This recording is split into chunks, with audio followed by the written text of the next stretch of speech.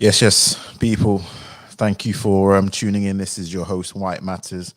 Welcome again for another live stream. It is Thursday, the last day in March. So tomorrow's April. So just to end my last stream on Monday that I was talking about the price increase, make sure for those people you take your meter reading if you can, if you get access to your own meter, just make sure that you have that reading just to start the first of the new set of energy price that's about to come up. So yeah, definitely make sure if you don't have a smart meter, of course, but if you even if you do really, you can take readings. But yeah, make sure you take those readings to make sure that you are all good in line with the new set of uplifts. But yeah, hope and pray that everyone is well today. Hopefully, wherever you're tuning in, please make sure you like the stream, share the stream, subscribe if you are new. Today we have a very, very, very interesting topic which I want to cover with a regular on the show who I'll be bringing up in a second, Jesse McQuilkin, who is very, very interesting character. And we definitely want to pick his brains in regards to some of the stuff that he's been doing. So for sure, it's going to be a nice stream. Just want to say, please make sure that you, let me know how the sound is going. I can hear myself well, but just let me know whether the sound is coming through okay on your end. Tasha, peace, welcome. Hope you are doing well. You and the family, hope you're doing well. And yeah, definitely an interesting topic. Definitely an interesting topic. So, what I'm going to do, I'm not going to delay any longer. I'm just going to bring up Jesse into the stream and we can get this show on the road. Jesse, how are you? Hello. What's good? Yeah, man. I brought my I put on my my good mic this time for this occasion because my audio. I was looking back at some of the live streams I was on with you, and I realized my audio is not as good, so I just had to get the mic back. So yeah. You know what? I appreciate that because this is something which a lot of, I'm assuming not just content creators, but people, I don't know what it is, but people come on with their jacked up phones, their jacked up mics, and you just, it's just so, I don't know, it's annoying when you can't hear people that well. So no, I do. Thanks for that. So having a good audio, clean audio, it does help just so that people can hear what you're saying. So don't ever underestimate the power of either a good mic or just clean audio. So because my channel is coming, I think it's next week, so it's gonna be high quality content, some of the highest quality stuff people are gonna see in a while, especially on the UK scene. But it's not really a YouTube channel, it's more of a network more than anything else. But that's really that. But yeah, so I'm here to talk about autism. Yep. Well, I was requested to talk more on the black side, but I will talk in general sense as well. Well, this is it. I mean, I wanted to get a general overview, and then would obviously veer into are there any differences in between, your experiences in black environments, black communities, black settings. So for sure, we'll definitely keep it broad, and then we'll narrow it down. I've got a few questions I wanted to ask, and feel free if you think it's a bit too personal. I'm hoping it's not too personal, but feel free to if you don't want to answer any questions, by all means. I'm open. I'm open as a book. Yeah. Like really no question is really personal. Really, it all really depends. But it's cool. There's not many questions I don't answer. Let me just put it that way.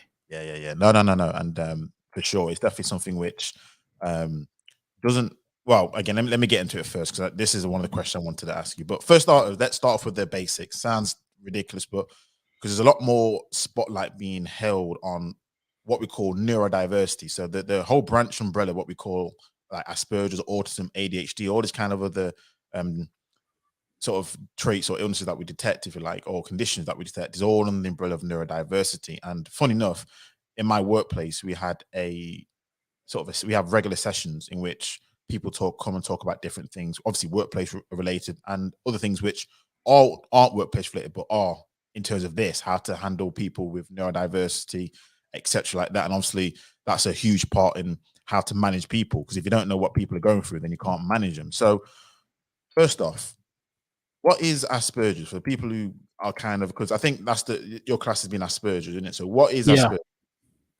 Well, Asperger's syndrome, what it is, it's a neurological, I would say it's a neurological development disorder, meaning that there's certain, let's say, aspects of the brain that are basically not there. For example, they start like autistic people, people with Asperger's syndrome some can't read faces. Some of them are stuck in repetitiveness. It's really called an uh, autism spectrum, right? So everyone could have Asperger's syndrome. Everyone could have, well, not everyone, but people who have autism and people who have Asperger's syndrome, they all have it in different ways. So it's not like an illness. For example, if I say to you, you have a common cough, right? A common cough is basically the same right across the board.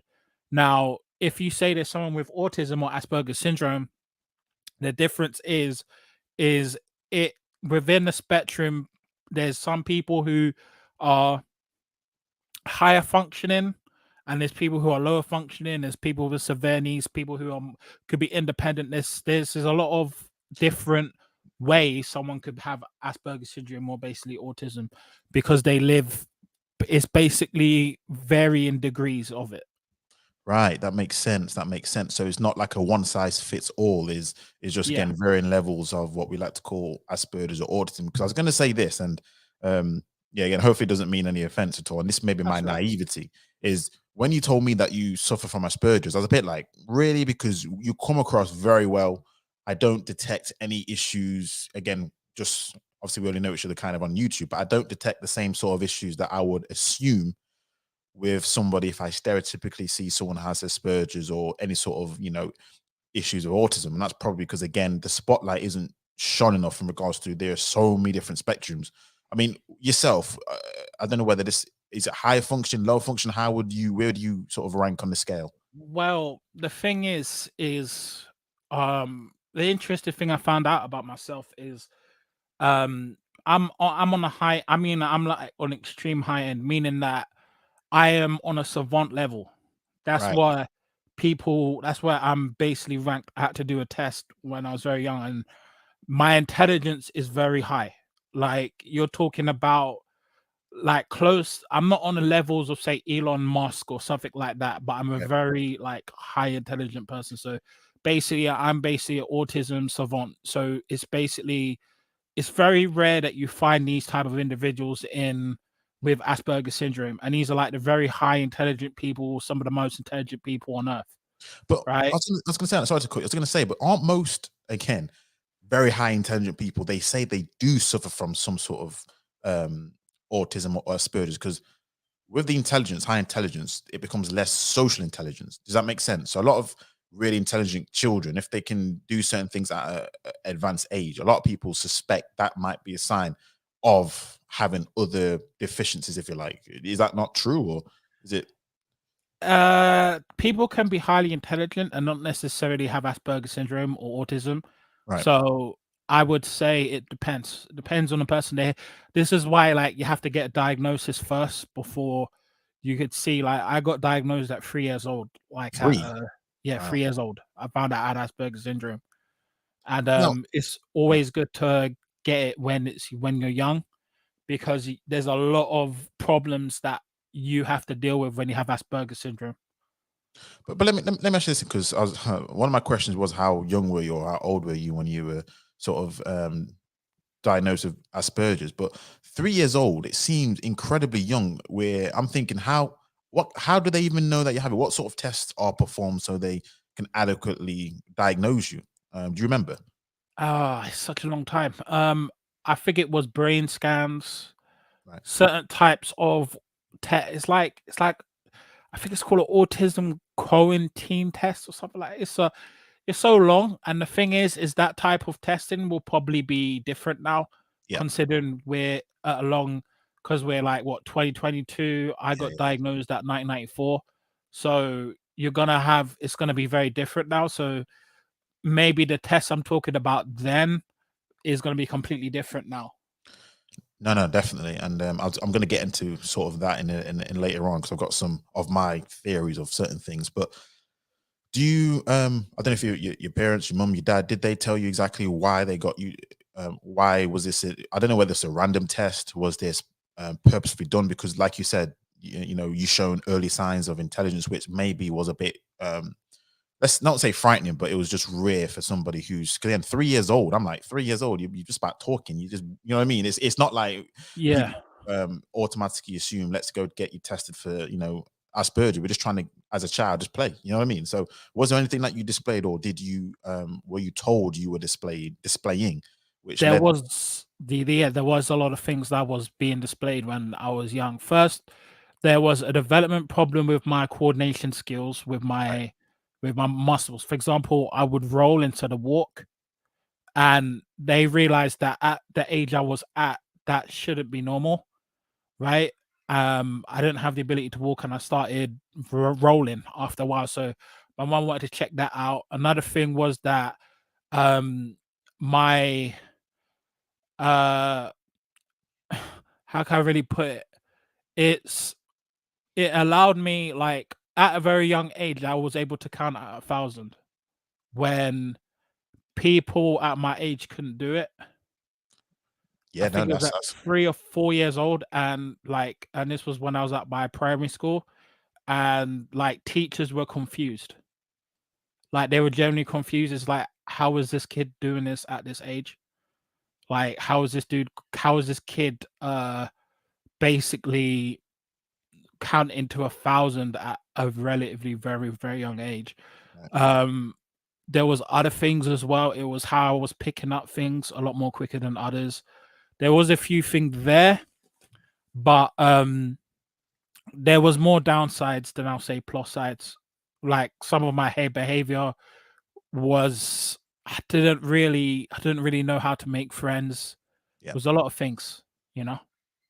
no, that's fair. And I definitely want to ask that question. Let me suppose them get into it now then, because I had an order, but it doesn't really matter. Let's flow with the conversation. So obviously 3 years old, you diagnosed with Asperger's, and I suppose, did you find difficulty having friends early on, in terms of just, is it the social cues, or is it just a case of you like to be isolated and alone?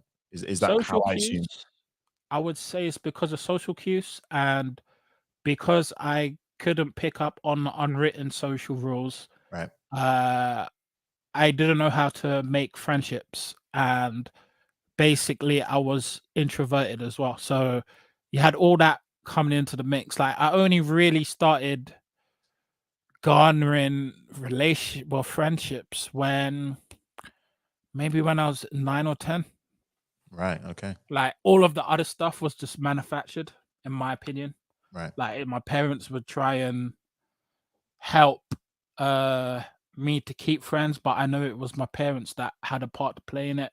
Mm. I would say when I was 7 or 8, I started building friends through interests. So when I was young, I used to be obsessed with, like, buses and trains on the underground service. Like, you could give like I used to, like, collect maps and memorize, like, the whole transport network of London. Like, you could, like, when I at that age, you could tell me anywhere where you wanted to go, what place you wanted to go exactly, and I would tell you exactly how to get there. Like, it was anything, like, there was people, like, testing me saying, "How do I get from Cockfosters from this place?"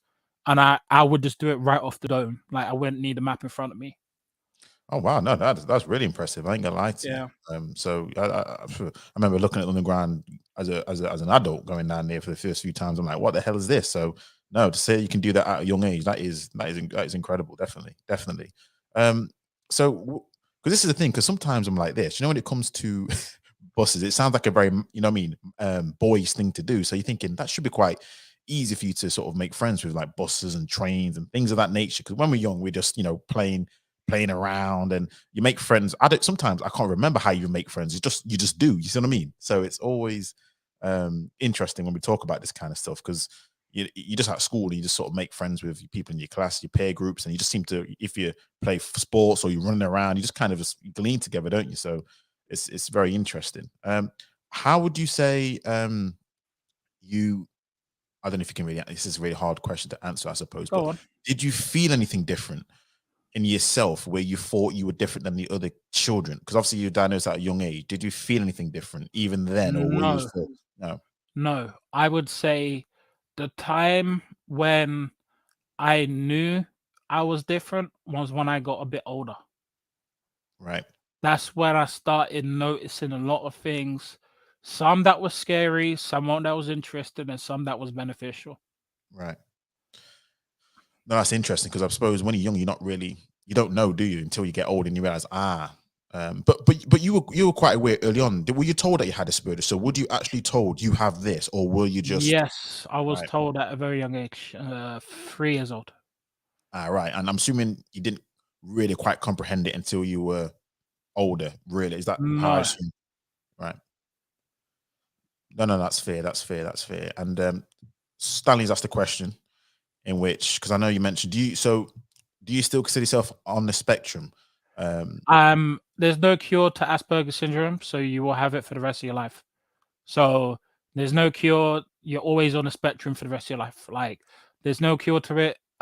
You could only mitigate the changes, which I've done very, very well. But there's still certain things that I know is I need to work on, but it's you gotta put in the work. Like I already did that.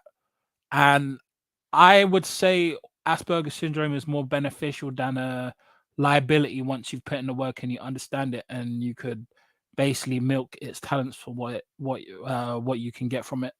now let's get into that because I like that. I like how you put that. So this is something which, again, I was going to ask the question: did you um, were you kind of ostracized at all? Did you have any issues? Because a lot of people see this as a limitation. Let's be honest. When you hear these neurodivergent diseases, again, Asperger's, autism, a lot of people see that as a limitation because you're different, weird, to put it bluntly. But obviously, you mentioned if you put in the work, the benefits. So talk to me about that. I mean, I'm assuming it's just. Have you seen the film Lucy with Yeah, I've seen Scarlett Johansson? Lucy with Morgan Freeman. Is it Morgan Freeman as well? Morgan I think so. Freeman was in it, I think. Yeah, but are we talking about, obviously it's a film, but are we talking about in a situation where you can unlock talents which, again, the regular Yes. average Joe, they just have got no clue? Is that what we're saying? Yes, big time. Like when I say there's a lot of things you can benefit from with Asperger's syndrome, specifically Asperger, it's ridiculous. Like I've read books on the stuff that they've unearthed, and I've unearthed it within myself, and I realized, oh snap! So at first it sucks, but once you understand it and you get it for what it is, for example, um, there was a time where like a lot of or like people with Asperger's syndrome were very good at imitating stuff, Right.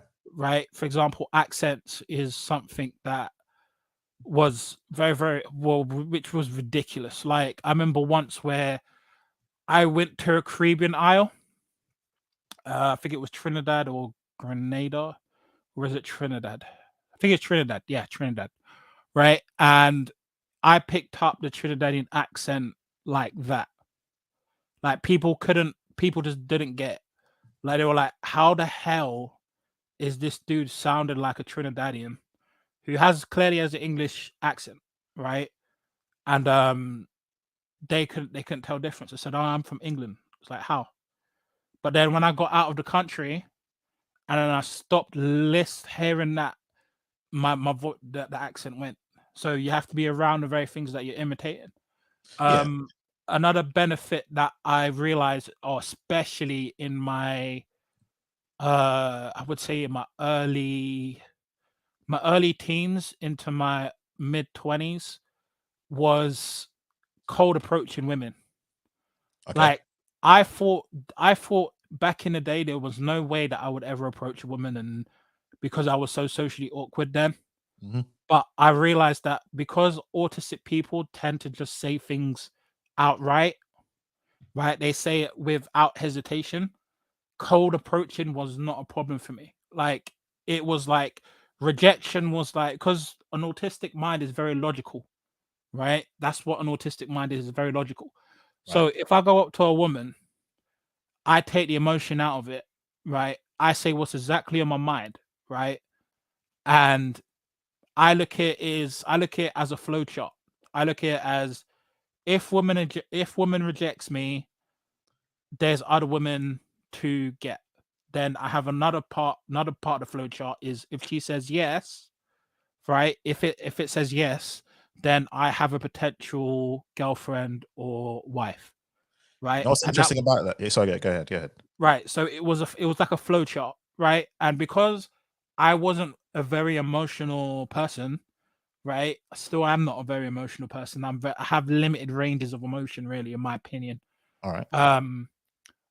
Whenever I'll deal with women, it's like I'll just tell them straight, yeah, I think you're this, I think you're that, and blah blah blah. And it was very natural. And I remember this was when I would go clubbing in Croydon when I was quite young. Yeah. And like guys would say, "Oh, Jesse, no, Jesse's got no game. He hasn't got this. This dude's a lame." Then when they saw me hit up the streets, right, and the way I was cold approaching women, it was like, "Oh shit, this dude's actually has game." Like I basically put them to shame, and then they were asking me, "How do I do it?" And I said, "There's nothing really a secret to it. It's just because of how my brain is wired." Yeah. Right? I still say things like outside of women, I still say things bluntly and truthfully. I say, "Hey, look," because if you look at guys, some guys, like if you look at some guys, like when they like a chick, sometimes they're very hesitant, Yeah. or sometimes they won't say what is truly on their mind, and sometimes that's the very thing that basically Holds restricts them them, back. But holds here's them the back. thing. Here's the thing with that, Jess, because this is where it's almost the opposite of how I would assume someone with Asperger's would be. Because in my humble opinion, again, let's use the manosphere as an example. A lot Yeah, of the people who have the issues, I would assume they're on that kind of spectrum because, like you said, they see things as a flow chart, but they're kind of we call it analysis paralysis, where right. they won't have the ability to be able to cold approach purely because they're stuck in their minds. And that's kind of with you, it seems to be the complete opposite, where we're always thinking the extroverted, the type of outgoing person, he don't care because, like you said, he's like, there's more fish in the sea. So it sounds interesting how, for example, I know you said there's different layers and levels to, Right. Asperger's and autism. Yours didn't hinge you in that aspect. Whereas, if you're honest, a lot of the management, you could argue, or people have argued, it's all introverts, they're all maybe autistic, they may be more intelligent, they're on that side of the spectrum. So But it's yeah, interesting how you all seem to be a bit different. but you got to take into consideration that I put in the work. Like if I was just an Right. autistic individual Right. that didn't put in the work, I'll probably be the same as those guys. Do you know what I mean? Like it's because I worked with, I mitigated the negative parts, or let's say the unbeneficial parts of Asperger syndrome, and basically amplified or made use of the beneficial and positive parts of it. So if, say for example, I took the words, if I didn't put in the work, then I would be those same guys in the manosphere. And to be honest, like I was part of the manosphere at one point, right? I was part of the black manosphere, I was part of the white manosphere, and even at one point I was part of the MGTOW movement way back, and I left, Right. right? So in a way I was part of that. But the reality is the funny thing is what a lot of these dudes don't seem to understand is if you're on the spectrum and you feel like you're in cell or whatever, all you've got to do is put in the work, and it is literally like your world is the oyster basically, right? But Yeah. it's because maybe they're not confident enough, or maybe because they don't see things for what it isn't. To be honest, like with that space, there's a lot of bullshit that's going on.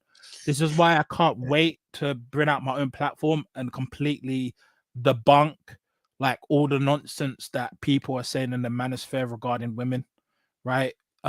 With actual facts and evidence, No, I and like even that. some receipts as well.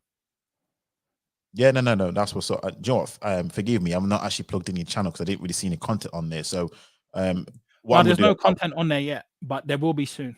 yeah, but what I'll do is I'll definitely plug in your channel, for sure, just to make sure that people are aware of it and they can subscribe, just so that when your content does come out, we're all right there. So for sure, that'd be really good and interesting. Now, you talk about work, and what I wanted to get into is more of the support systems, the network, because okay, you've been diagnosed with Asperger's, okay. Right. The question now it is a case of how was your, let's say, diagnosis supported? How was that managed? How did you was it just left as is, or I'm assuming there were certain, so I hope there was support systems in place for you to be able to um overcome certain situations which for other kids it might have been more straightforward. What Talk me through what that looked like as a youngster. Um, I was supported very well in Right. at a young age. It was when I turned 18 where everything started going downhill. Where All the right. So support, talk to me for pre-18, and then definitely talk to me after 18. I would love to hear what that I where that downhill comes from. I have a feeling why it is, but talk to right me. pre-18, I had, if I was going to school, I would have transportation. Yeah. Because you also got to take into consideration I was born with arthritis as well, but Right. Right. I don't put that in because it's not really part of the topic, but I'm just putting that in there. But basically I had transportation because of my disability. I had free travel, which I still have now, free travel around London, so I don't have to pay for anything for travel. As well, if I'm in London. I was given, like, for example, like I had to do hospital appointments, cognitive behavioral therapy, um, all many things, even from like education supported teaching, support teachers in college or school or things like that. So there was certain grants that I had access to. Um, there was certain benefits that I had access to as well, and even I was eligible to go to certain youth clubs that had certain, like, for example, with people with disabilities or learning disabilities, I was able to go there as well. There was a lot of benefit. There was a lot of support during I would say from my age 3 up to my 18 years old, right? Which was very, very beneficial. And I did get the support that I needed. And it did help. And that's the type of benefit, or I would say the type of support I got during uh my, let's say, my younger years. No, that sounds a lot. So I'm not gonna lie to you. That there's certain things which I didn't know. For example, access to grants and things like that. Are these things which did your parents know that you were entitled to? Were you told when you diagnosed? I mean, again, I don't know. You were young, so you may not know all of it. But was that something which you had to seek, or was it something which was readily available because that was just the known practice at that point? It That was a makes bit of sense. both. It was a bit of both because when you have Asperger's syndrome or you're a disabled individual, you have something called a power of attorney. Oh, So basically, your mother could act, or one of your parents or relatives could act as a point of attorney. So she would be the one that would handle all of the stuff. And yeah, it was a bit of both. Some of it was readily available, some of it you had to look up. For example, like even at like a late stage, I found out that I had discounts to London taxi cabs. I didn't even know that, oh you wow. know. And there is a lot of stuff. Like, in my opinion, I think Great Britain as a country, I think this is one of the best countries, or if not the best country in the world, for people with disabilities or Asperger's syndrome, in my opinion. Like, some people will say America. I disagree with that because I've done autism advocacy work online and online, and America is behind in regards of Great Britain in terms of how the country's accessibility to people with learning disabilities, in my opinion, or Asperger's syndrome, in my opinion. Right. No. That's very good, to be fair. And again, there's so many things which I'm just naive to or ignorant to, just because again, unless you Yeah. in that world or you speak to people in that world, you're kind of not really too sure and aware of it. But no, and let me say this then. So a lot of the things you mentioned were probably aided because you went, obviously school was the predominant thing you went to, so you had different probably lessons, classes, etc., teachers who was able to support you in a different way. What about things such as family and that respects? I mean, were there any sort of stigmas, or was there any sort of different treatment at all based on your family home life, for example? Yeah, there was for example, my mom is great in regards of helping me with my disabilities. You Right. know, with my disability, I appreciate, and I see Stanley Cross. Yeah, Stanley Cross could answer questions. It's just that I'm being asked questions at the moment. So whenever the time is right, I could answer your questions, Stanley, if you have any. But basically, my mother was very, very good helping me. She fought a lot for me when I had Asperger's syndrome. Right. Well, I have Asperger's syndrome. I don't had it. I have it. It's not going anywhere. My father, when he was around, and basically he passed away when I was a bit older, but he was helpful as well. My brother as well, I would say he was more helpful in my older years than I would say in my younger years, because he felt that I was getting I don't know, I could be wrong, but sometimes he felt I had like special treatment Right. over him because I had Asperger syndrome and he didn't, and he felt that I was being treated differently. Was he older or younger than you? He was older. Okay. Fair enough then. Mm. So I yeah, mean, there maybe was didn't. problems. Yeah, Yeah, go on. that's fair. That's fair. I mean, I don't know how much older he is, but maybe that could be that he doesn't fully understand until he get older. You see what I mean? And then he's like, I see what it was, as opposed to, Jesse again. I don't know if that was what it is or Yeah, whatnot. But because he's about 10 years older. I think he's oh, about 10 years older than me. okay, that's quite a bit then. That's quite a fair bit older. Yeah, Than because I'm 30 now, so just do the math and you'll understand how old he is. But yeah. yeah, family, I would say, yeah, there was there. It was good. I would say the environment was good, but it was when I got older was when things got a bit more problematic. Okay, so Uh, let's get into that then. So obviously you yeah. said pre-18 it was one way, post-18 it was another way. So let's go with post-18 then. How did it start going downhill? Was it because you weren't entitled to some of the things you were entitled to when you were younger? Obviously you left school, I assume you're into most likely university or maybe some vocational stuff. Talk me through that. So basically what I would say that's kind of went downhill was first off, my father passing away in Right. my early 20s, which was a big one. And he wasn't really around during my really important developmental years when I was like 18 upwards. I've really needed him then more than any other time. Yeah. So, and as I got older, I realized that there was certain shortcomings I had as an autistic individual and someone that didn't have a father around. Like even now, like I could see the like clear as day what problems I have, which I've sorted out now, and I will talk about that on my YouTube channel, on my OGM fatherless branch on my channel.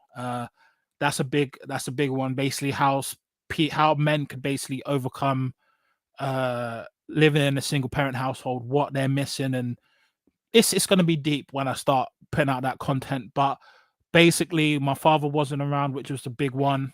I would say I would say about 90% of my support was taken away as soon as I hit 18.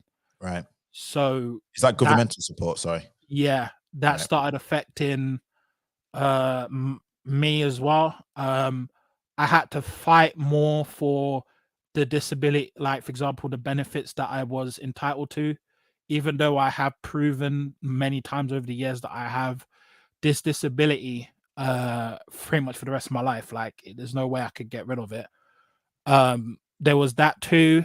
The fact that employment was a lot more difficult as I got older because I didn't know exactly what I wanted to be. Like, even though I went through college and I was smashing it in college, there was a problem when I was like, as soon as I got above level 3, I started having problems. I don't know what it was. I don't know.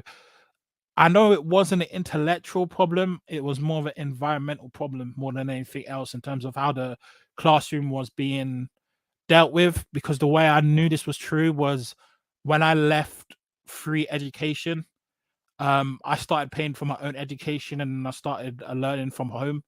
And Right. then all of a sudden, I was doing well again. I became a qualified personal trainer. I became qualified in IT. It's all on my LinkedIn. The proof is there. I also during that time I was an autism advocate / public speaker as well. I was doing public speaking in some of the biggest institutions in London, from the UCL, various places like that. Even talked about Black cultural issues as well. I was a representative at the UCL for the Black representative because there was different representatives. You had the South Asian, you had basically all the minority groups you could think of, Yep. right? I basically was there. That was given to me via a very great guy, one of the first doctors. I think he was one of the first black psychologists or doctors around. His name was called Ken Greaves. He gave me that opportunity, No, and big I up. basically spoke publicly at the UCL. I did various workshops in London. I was one of the first. I think I was the first black um autistic individual to have his own like autism youth club. Oh, okay. Right. And that was with help via a charity called Generate.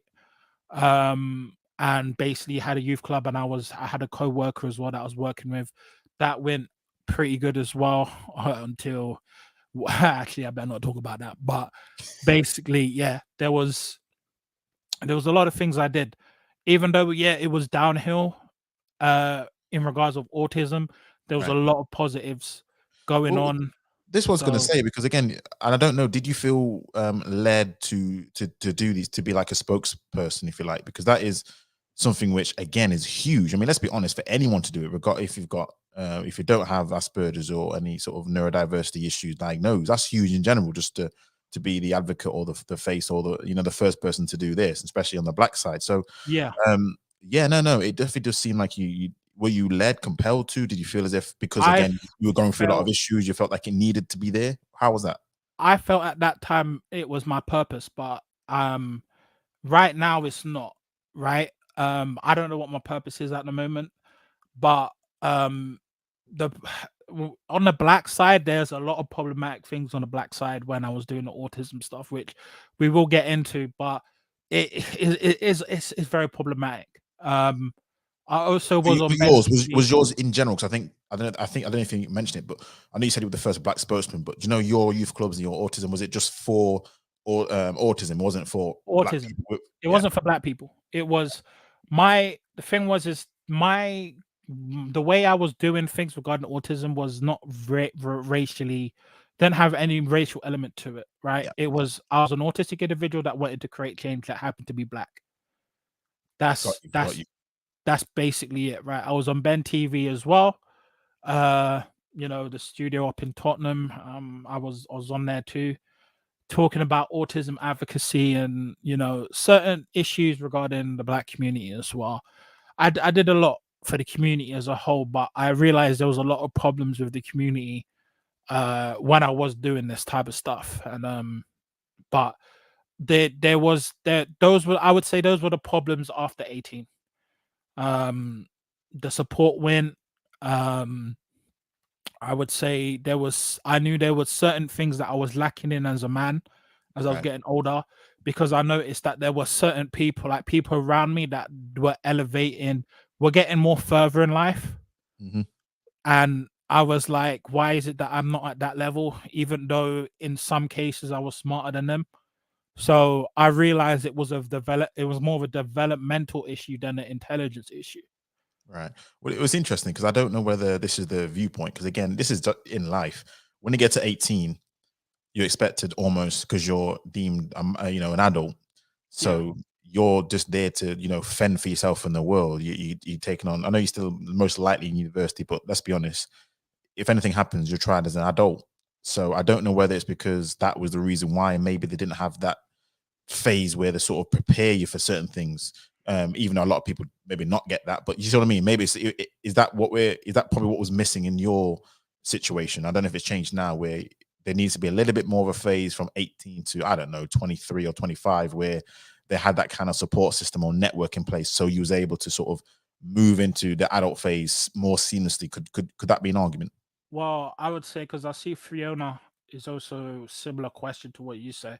Yeah. She said, I thought they provided the support for young people at 18 to 25. Yes, that is true, but it's because a lack of funding is a first thing. The other thing is as well, because it's in demand so much, the parents have to fight tooth and nail for it. Right. So not everyone is going to get the support they need, which is the problem. Like 18, like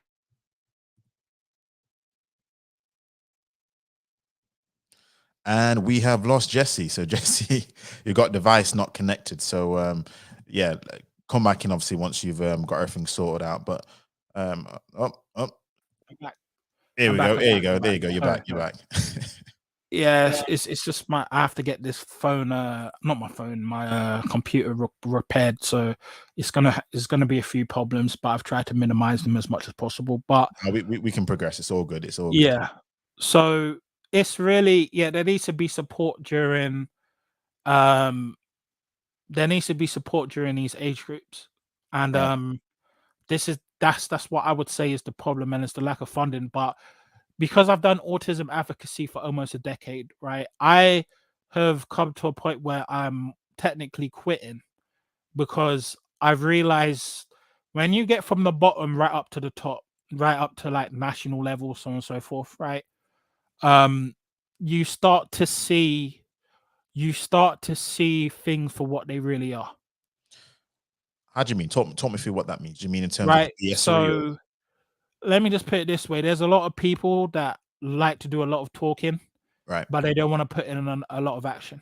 Like, and I've noticed that because I'm not going to put anyone out there, but I would say that there's really big institutions that say, yeah, we're for autism, we're for change. And in my opinion, I don't think they're doing enough. I don't think there has been enough change considering the time period. Um, I would say it's improved, but I wouldn't say the improvement is as better as it should be, in my opinion, based off the country that we live in, for one, uh, the society that not all our society, I would say, considering the amount of money we have, the amount of money that is being pumped in to disability is just poor, Mm. and there's a lot of people. There's I would say there's a lot of discrimination to disabled people. Well, I wouldn't say disabled people. I say people with Asperger's syndrome, where it's like, in my opinion, even though I've done it, autism advocacy, I think, is very ineffective for creating change. Regarding it, in my opinion, all autism advocacy is now, for me now, how I see it is I see it as I hear you, Tash, about the Discord, but basically what I see regarding advocacy is that it's not really changing anything. It's just talking. There's not enough action. I was the dude that was, whenever I was in these charities, right, and I was the one that was coming up with the solutions. I Right. was the one coming up with actual programs to say, hey, look, like for example, I'm getting help with the NHS right now in regards of creating a program so that disabled people could basically lose weight and basically be fit and healthy, right? Right. These are type of things I'm bringing, like on even like on a borough level, right? And this is why I stopped doing advocacy. But the problem is like there's a lot of people that just they say they care, but they really don't, because I'm not seeing it in actions. And the reality is there's a lot of people within this autism community that are living in fantasy land, right? Like when it comes to me, I'm a realist. I just see things for what it is, because I've worked in different organizations. I even worked in a predominantly black organization, Yeah. right, that helped regarding autism as well. And I did public speaking, even for the Goober Foundation. You can look that up, right? I did speaking for the NHS, so on and so forth, right? And I could see the difference, even though it's not as effective as I think I could see the difference between the different uh issues, right? And oh yeah, Fiona, I'm getting into politics. Don't worry about that. People have been telling me this for time. I need to be a politician. I need to get into politics. Trust me, Yeah. I it's mean, gonna happen. It's okay. gonna No, no. happen, Well, we'll get into that in a bit. No doubt. right? No doubt. No doubt. But in my opinion, the way I'm seeing it is there's not enough. There's not enough being done. Right. There's a lot of talkers, and there's not enough action. Now, And let it's me let me just say frustrating. this, because again, this is just me. But would you not argue though that there's more, let's say, awareness then of Asperger's autism than it was way back in the day? And this could be in general, because we talk about like mental health. That's another Yes, huge thing. Now, would you say there's more awareness at all of this at the very least, even though you probably would argue it's all talk and no action? Would you at least right. say there's more awareness though? I would say there's more awareness, but here's the problem with awareness, right? People could be aware of stuff, but if you don't have the solutions, bringing that awareness is pointless, right? For example, Um, if you have solutions, right. right? You have solutions and you've got those solutions on board. and they are effective and they help disabled people, people with Asperger syndrome, what do people need to be aware of? But I suppose it's just, and this goes to the treatment. So do you know when you're aware of Right. something, at least as a from a human to human level? Because I was going to ask you I about agree. almost Yeah. your work life and sort of your relationship life. You're right. There may not be the solution to maybe handle it, but maybe if there's more awareness, there's more. I was going to talk about your work life. For example, in our work, if we're aware that people may suffer from things, we will definitely treat you from a human level more definitely, or there may be more steps trying to be taken to say, oh, we need to do this because we now know. I don't know. Could you not argue that's kind of a positive of awareness? Yeah, it is, but Okay. it's like awareness plays a part, but I think as a whole, the community is focusing in too much on the awareness, Right.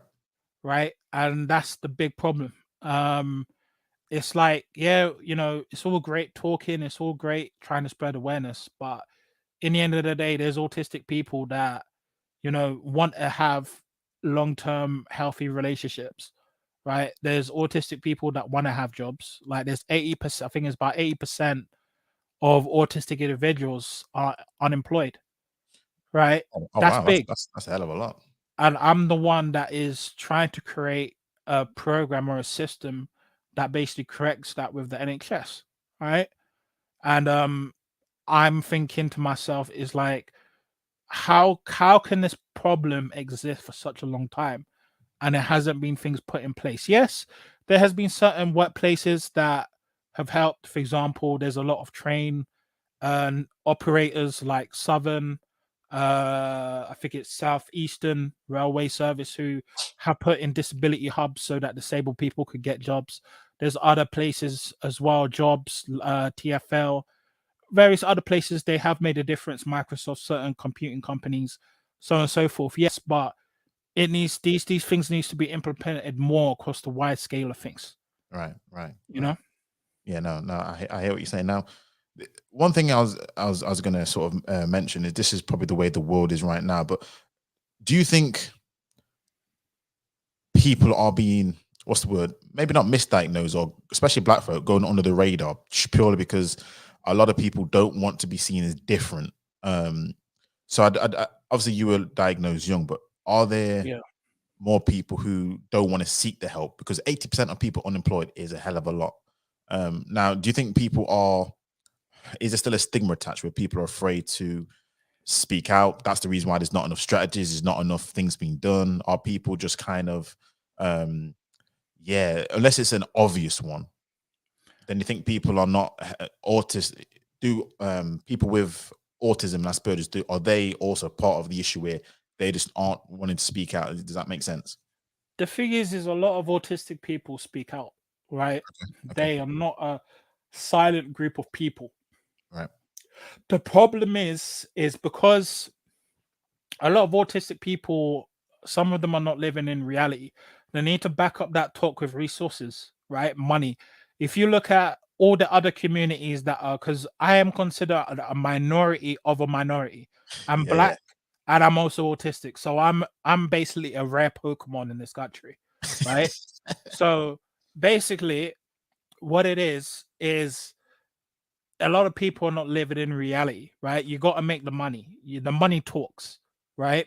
And I've been saying this for time, and it's autistic people will want to talk, but they don't bring anything to the table. This is the problem. Right. Now, if I was to look on the employees' side, right?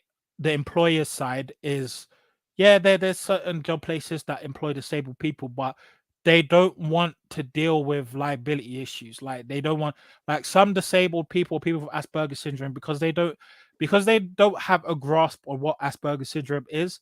They see these employers, that the people that they want to employ, if they had Asperger syndrome, as a liability, something that is not beneficial because of how are they going to manage these people? Do you understand? So Yeah, yeah. it's a double-edged sword. It's both No, sides. I get it, because I suppose on their side of things, they're thinking, how do we navigate around certain issues that may, again, if you like some sort of social cues, or even when it comes to getting, if you're disabled, and make sure your company is disabled friendly, even things like that, it must be a a bit of an issue for them, just to make sure that they can, like you said, cover themselves or make sure they're not falling foul of anything, and you can get sued and bad press. That's what these workplaces are concerned about. That's why, Right.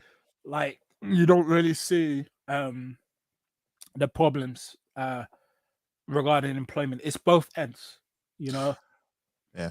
And this is why I'll say this, especially nowadays in the climate where work from home has become ever more popular, depending on what kind of work environment you are. Maybe that might be a very, very good situation where if you can work from home, that is a very, very good option. Because most Yeah, workplaces now, if you use computers and stuff, you can work from home. Again, this is not customer facing or certain other jobs that you may need to go into your workplace, but I think that's definitely a better solution for a lot of things like that. So, yeah, maybe that's been a indirect effect where actually that might be a bit more beneficial. I don't know. I've been saying that's something that I've been brought forward. I brought forward regarding the employment strategy, and I've said that to the NHS that we have to consider some autistic individuals or people with Asperger's syndrome are not going to be able to hack an office environment, and some of them may have to work from home. Yeah. For example, that's what I think needs to be sorted. They really need to basically think outside the box, right? Because of the pandemic, it's been proven that people can work from home and they can still be consistent. There's even been proof that now there's some workplaces where the employer, the people who are employed for that company, they were more consistent working from home than working out of home. Okay. Fair enough then. Fair enough. I mean, So I hear so yeah, many people who say from a work aspect, they can get more done at home, which is good and bad, which means working hours are maybe more than beforehand because you don't have to worry about traveling. Because a lot of times when it comes to traveling, it's like once your shift's done, that's it. Job, I'm out of here. yeah, Whereas when you work from home, it's a case of you get productivity wise, it's definitely good. Now, if you're going to put something in the chat, which is very, very interesting, and I was going to talk about this, um, mental health. Now, in general, mental health for the people who don't suffer from autism or Asperger's is one thing in itself. Now, I don't know how it's going to be when it comes to, for example, let's take yourself. So yeah. during the pandemic at all, did you have a lot more issues settling in regards to work life or just basically the state of how things were? Yeah, I did. I would say the the problems I had, I did have some mental. I would say I had mental problems, but I got through it a lot more better than a few others. I would just say during the pandemic, the only thing that really changed was my weight. Okay. That's what I would really say. I got through it. There was a lot of people that just couldn't handle the lockdown. For example, there was two autistic individuals that basically committed suicide, Oh wow. and that was, in my opinion, the failing of the government. Because of COVID, they didn't have a strategy for disabled people. Because of COVID and the so-called contagiousness of it, some of the support was taken away when it was essential for some of these autistic individuals.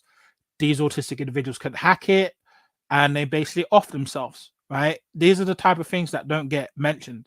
These are the type of things that don't get highlighted. Right? I was meant to be part of I think it was a documentary for Channel 5 regarding this, but I put in my application and it got declined. You know, um, people got to also understand that there's only certain type of autistic individuals that the media wants on there. Are they more stereotypically autistic or Yeah, okay? So it's would you say clear that as day. you okay? So would you say that you weren't part of that sort of stereotype? Because again, I suppose because again, you said you're part of that rare Pokemon. You're black and autistic. So Yeah, I, I suppose when it comes to black folk, we always complain, oh, they have the same type of stereotypical people. I suppose pretty from much. autistic, it's the same thing, same stereotype, same stigma. You're trying to get away from that kind of stuff. Right. And that's why you have these stereotypes of autistic individuals, is because Yeah. they don't let these unique people who have Asperger's syndrome come on.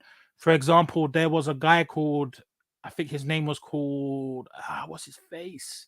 He has a YouTube channel called the Asby World. I think, yeah, Daniel Jones or something like that, right? Right. He was meant to go on a reality TV show, right? And I think it was called The Circle. And he got rejected. Well, he went through all of the process to get there and so on and so forth. And when he got to the final stages of being on the show, they got rid of him and they replaced him with someone that was deemed more disabled, Oh right? wow. And there was a big uproar that was going on about it within that community, right? And this is why I say, like, regarding autism or Asperger's syndrome, change needs to be done underground. Like, mainstream media isn't gonna be the talking point. Because, like, I'll give you another example.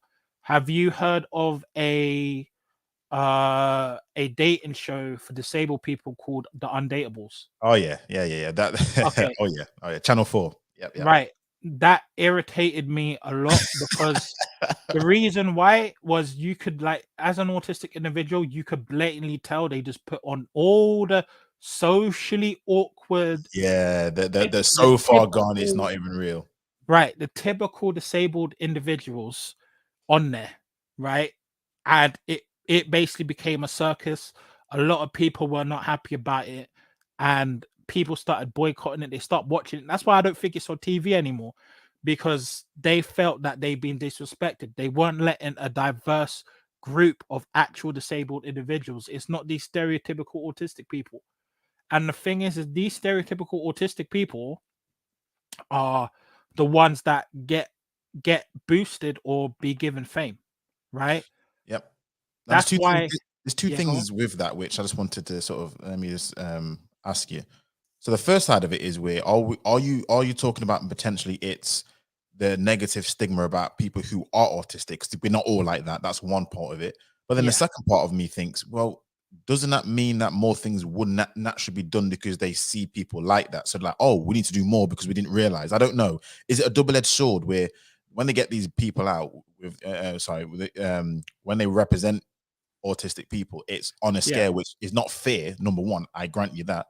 However, it may be in a way where at least it will make people realize there's more to be done in this aspect, like dating, social relationships, networking. I don't know if that's a double-edged sword. If that question makes any sense.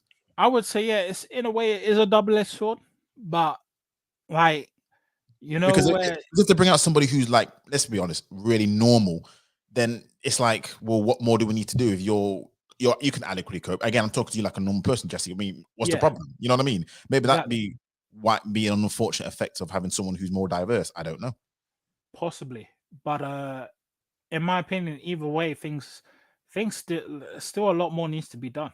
But I Right, don't see right. it. I don't see that changing anytime soon, and the change is very slow. What I suppose then, so what kind of change would you think? Let's start off. I don't know if you have a 5-point plan, a 10-point plan, or something which you think is definitely needed. But what we say is your top 3 things which you think needs to be implemented at all? Again, workplace, social life. What is it? What you think is needed?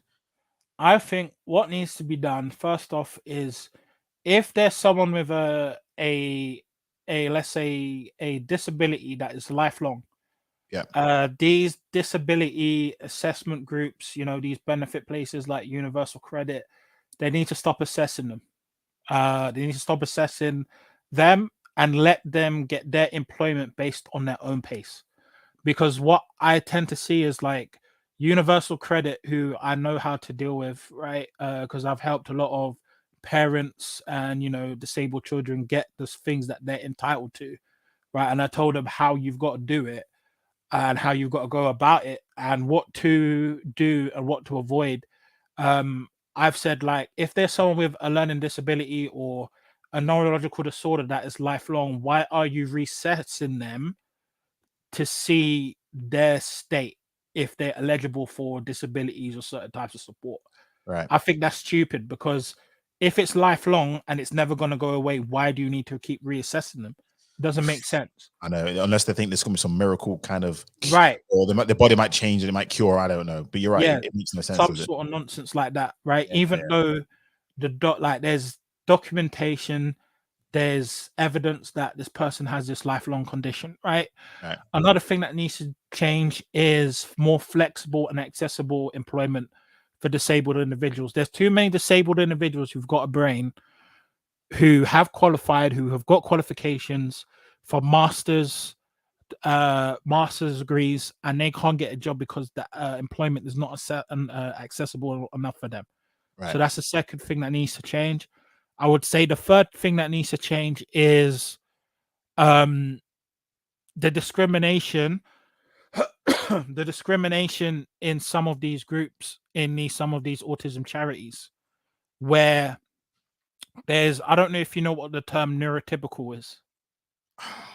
The word seems familiar, but go ahead. Right. I don't know. Neurotypical people are basically people who are normal people that don't have the mental disability or whatever, right? Or they Okay. don't have so let's just call them normal, I right? was saying the average person, basically. You Yeah. could argue. Yeah. Yeah. So basically, what I've experienced this myself, but I keep getting gaslighted, and I know this is going on.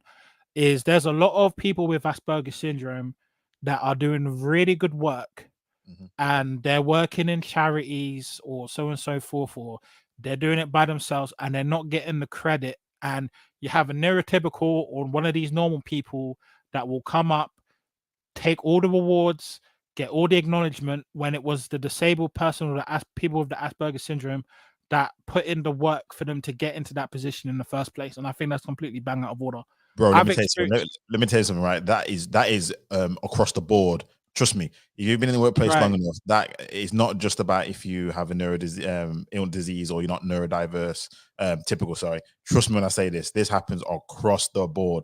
I've seen so many things in my situation where it's like you do some work. I know it is like you take the name off it and put your name, or you just put it as yours. Trust me, that is that is unfortunately nothing new, and that happens all the time to any and everyone who can be. I'm just gonna say that. That's all. Right.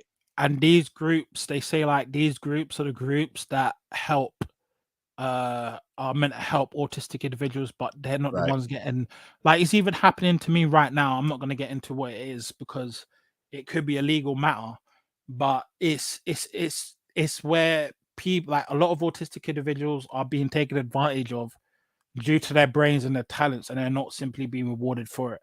Like those are the few things that I would say needs to change. Right. And I would say, even though I don't see it changing, the media perception of what autism or Asperger syndrome is, like, there's this, it's too stereotypical. Like, it's way too stereotypical. And I could see that this is a manufactured thing, because I've seen 2 cases or maybe 3 cases where people who have Asperger syndrome are being denied certain places in the media because they don't fit a certain stereotype. Right. No, that's fair. That's fair. And again, that's unfortunately until you break through that ceiling, and you probably have autistic people with their own situations where they can, when it comes to topics like this, they can say, okay, we want this, we want that. Then representation will always be at first stereotypical. Then it will, unfortunately, at some pace, whatever pace it will be, move into more nuanced, more diverse characters in which finally you're thinking it's more, say norm is the right word, but it's more diverse. Let's just say that. Right. Now, there's something I wanted to get into because obviously you brought up about being like a rare Pokemon, as you say. Now, I have a theory that a lot of, and this may be cultural, where a lot of Black people should be diagnosed with something, but they aren't, and they're living a lie. Do you think that Black people are either being misdiagnosed due to cultural reasons? Like ADHD is a classic example where a lot of Black kids are diagnosed with things like that, or a lot of Black people, because again, mental health, schizophrenia, especially Black men, I think they're like 6 times more likely than white people or anyone else to develop these illnesses. Do you see a case of Black people have still not accepted the fact that this is a real thing, and they're not testing their kids properly, and then letting ADHD rule it? Does that make sense? I think so, but in a certain case, you got to look at it as you have to fight to get help. So sometimes it may not happen because they don't get the support that is needed, so that they can get the diagnosis, so that they can see if they've got something. But in my opinion, I would say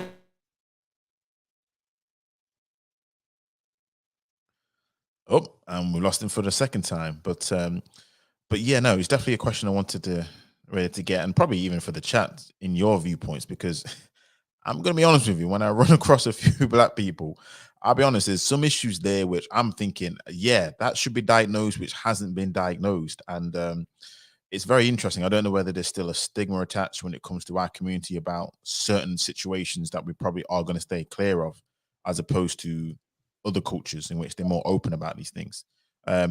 Sorry, you got cut off there. Well, can device not connected. But yeah, can you sorry. hear me? Yeah, I can hear now. Yep. All right, perfect. Yeah, sorry. Yeah. So ultimately, I suppose the question is, are we open enough about these types of issues as a community, black people, or are we still stuck in the the dark ages where we're not really as open? And it's almost like you have to fight with, fight to get recognized or something like that. If that makes sense. First off, I think that, in my opinion, regarding the black community and autism, I Yeah. think we're still stuck in the dark ages. Right. Over time, yeah, we're accepting a bit. It's getting accepted a bit more, but in my opinion, it's not. It's like it's still a problem. Like there's a few minority of black people that are trying to make a difference Right. regarding Asperger syndrome, but the problem is with the community, as I experienced myself, is the community don't support them. It's just simple as that, right? People will talk about institutional racism, racism this, racism that. Like, based off what I've seen and what I've experienced in the autism community, I haven't experienced any racism whatsoever, right? Okay, that's interesting. Okay. Now, but what I have noticed is, in my opinion, the black community isn't pushing their brightest brains into good positions. For example, it happened to me, right? Right. I'll tell you a story. I went to the day I went on Ben TV, right? I went on Ben TV. It was at Tottenham. I went into the studio and I basically sat down. I basically sat down in a waiting room to be called in to basically talk on Ben TV, and I sat opposite a rapper, right? I think his name was Cudi or something like that. Cudi something. I was saying, not talking about Kid Cudi, are you? Nah, he's a UK rapper. All right. Okay. Right? Okay. I was Isn't thinking, but yeah, go right? It ahead. was a guy called Cudi, right? Yeah. And the host was going, we're talking, and he was saying all kinds of madness, right? To the point where, like, the host was saying, in a in their more political, more professional way media goes to say, they say that your language is a bit colorful, right? Yeah. That's basically what they were saying. And then after the host went, the rapper went off, and then it was me next. And I was talking about I think it was economy, autism, and issues in the black community, right? I was talking about that. And my email was put up there, my detail was put up there, and so on and so forth. And after I was on the show, the actual manager of Ben TV came out of his room, walked right towards me and shook my hand. Right? Walked out because he's never seen a dude so intelligent. Right? These are all facts. Right? And he said, "Wow, this dude is brilliant." Now, Now, was this a double kind of indirect compliment because you're black? Because obviously you told me the rapper was there before. Could that have been one of the reasons? Because isn't it, where you book a yeah. trend or you book a stereotype? It's like, oh wow, you're not like, what I mean? Did you feel it like that as well? I don't really know because I wasn't really thinking of it at the time, but he was impressed. Now, the reception was, even though they had my email, they had my social media account, so on and so forth, no one bothered with me. No one cared. Like, no one messaged me, no one emailed me, so on and so forth. But when I followed the rapper, all of a sudden his music is blowing up. Because I'm you weren't looking on acting a his fool. You weren't acting a fool. Is that what you're saying? You're right, acting too neurotypical. Maybe you weren't acting right. the stereotype. I'm looking on his social media. The dude is getting thousands of followers on his Instagram for his music and so on and so forth. And I'm like, Right. why is it that I'm not being celebrated? Why is it that I'm not getting? He did exactly the same thing he did. We basically played the fool on national television. He got all the clout, he got all the subscribers, he got all the followers, he got the messages, but me, nothing. So, and this isn't just happened to me. There was another autistic individual who's I think he's more intelligent than I am.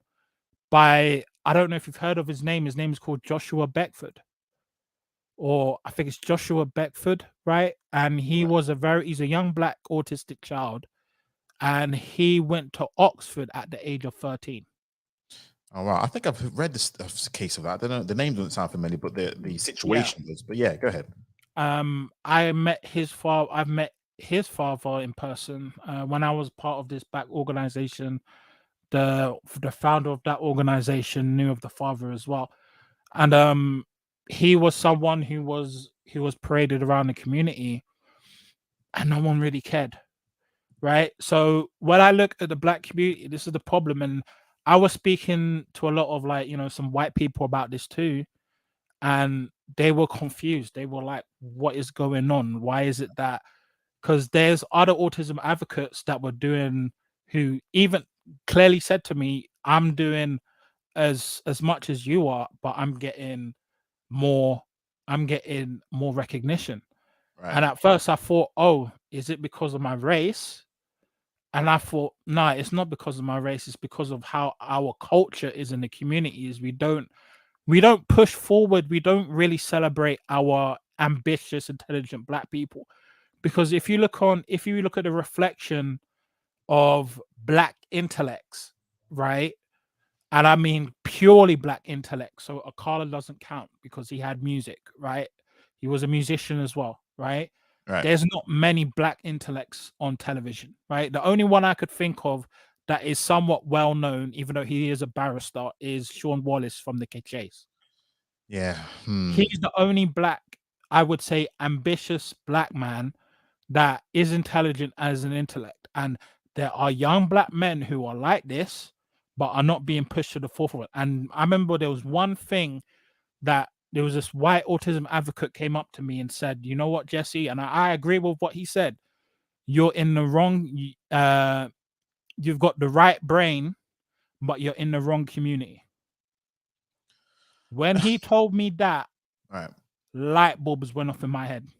I was thinking, if I was white, right? And this has got nothing to do with racism. This hasn't got anything to do with institutional racism because I did my research on it, right? And I actually debunked institutional racism, right? In autism and whatever, right? And I think I did a presentation on it. And I basically said, "Hey, look, um, you, it's because I'm black, and because that minority group doesn't celebrate the most intelligent people or these ambitious people, I am basically paying the price for it, right?" And I noticed this as soon as I left the black organization and I went over to the white side, Now which let me I'm let not me gonna say white. I'm not gonna say who they are, but they're yeah. very big. But let me ask this then, because maybe celebrate or promote, because this is one thing which I would say is probably one of the reasons why. Well, let me ask the question: is if this is the reason why, if I'm right? Because obviously with the white organizations, they have more of a ability to be able to push or celebrate certain things, just because let's be honest, we're in the UK. Whereas maybe Yeah, black people don't have the same levels of funding, same levels of access to certain things to be able to push their own narrative how they see fit. I mean, could you argue that's a potential reason why you maybe didn't feel like you're getting pushed, because there's more avenues in the white side of things to get pushed, which is why most black people want to go mainstream, let's be honest, as opposed to when I in the would black say side, you have to be a stereotype to really get that mainstream appeal. I don't know. Does that make sense? no, because I was in London. If I was to say for the whole country, then yes, but because Right. I'm in London Yeah. and most of my work was done in London, there's enough black people in Yeah. London, Yeah. right? right? If I said country nationally, then yeah, big difference. Then of course, then I could say yes. But because I'm in London, and because I know that even some of the things that I had to deal with in some of the black organizations, right? There was black people purposely trying to hold me back, right? I seen it, and I called people out on it, and I was being gaslit, and I was seeing an unfair treatment. And I noticed that these organizations, these black autism organizations, were predominantly female. Uh-oh. And Uh-oh. what I Uh-oh. noticed was Yep. that a lot of the black men were moving away from these organizations, and they were going somewhere else. I was seeing this go. I was seeing this happening. Now, But now, yeah, why do you think that is then? I mean, was there a reason? I mean, was it just coincidence that it was female led? What was the reason, or is there some sort of I'm gonna say conspiracy? But what was you think the reason why that was you were held back, or why again, and then ultimately men decided to leave in their droves? What was the reason for that? Do you think? first, some of the females, I won't say all, there were some of my females that did help me, was they were emasculating some of the men, right? And I'll give an example is like some of them wasn't allowing men to be men, right? Um, there was a time where I saw this dude who he when I mean at the time near the ending or when I left and when I see how he is now, he's more feminized than ever. The dude's just weak, Oh right? wow. And I'm just like, this can't be a coincidence. Why is it the men are leaving? Why am I seeing this? Why is it that some men are hesitating to be around these black charity organizations? And I just feel, and I experienced it as well, right? Where there were some, because some of the females were having, like, there was one particular female, I'm not going to name a name, because she had a really bad past, right? There was a lot of sympathy placed on her, and she was placed in a higher position that she wasn't qualified for. And she was only there for 3 months, right? And I was doing this for 10 years, and I wasn't even put in that position, and I put a whole lot more work than she did, right? And I did a video calling this out, saying I feel like I'm being discriminated against, right? Because of my gender, right? And I had evidence, and I actually wrote a letter of resignation to that charity I was working for, and I said, I'm out, I'm gone, and bye-bye, I'm done. Right. And that was the predominantly black one, right?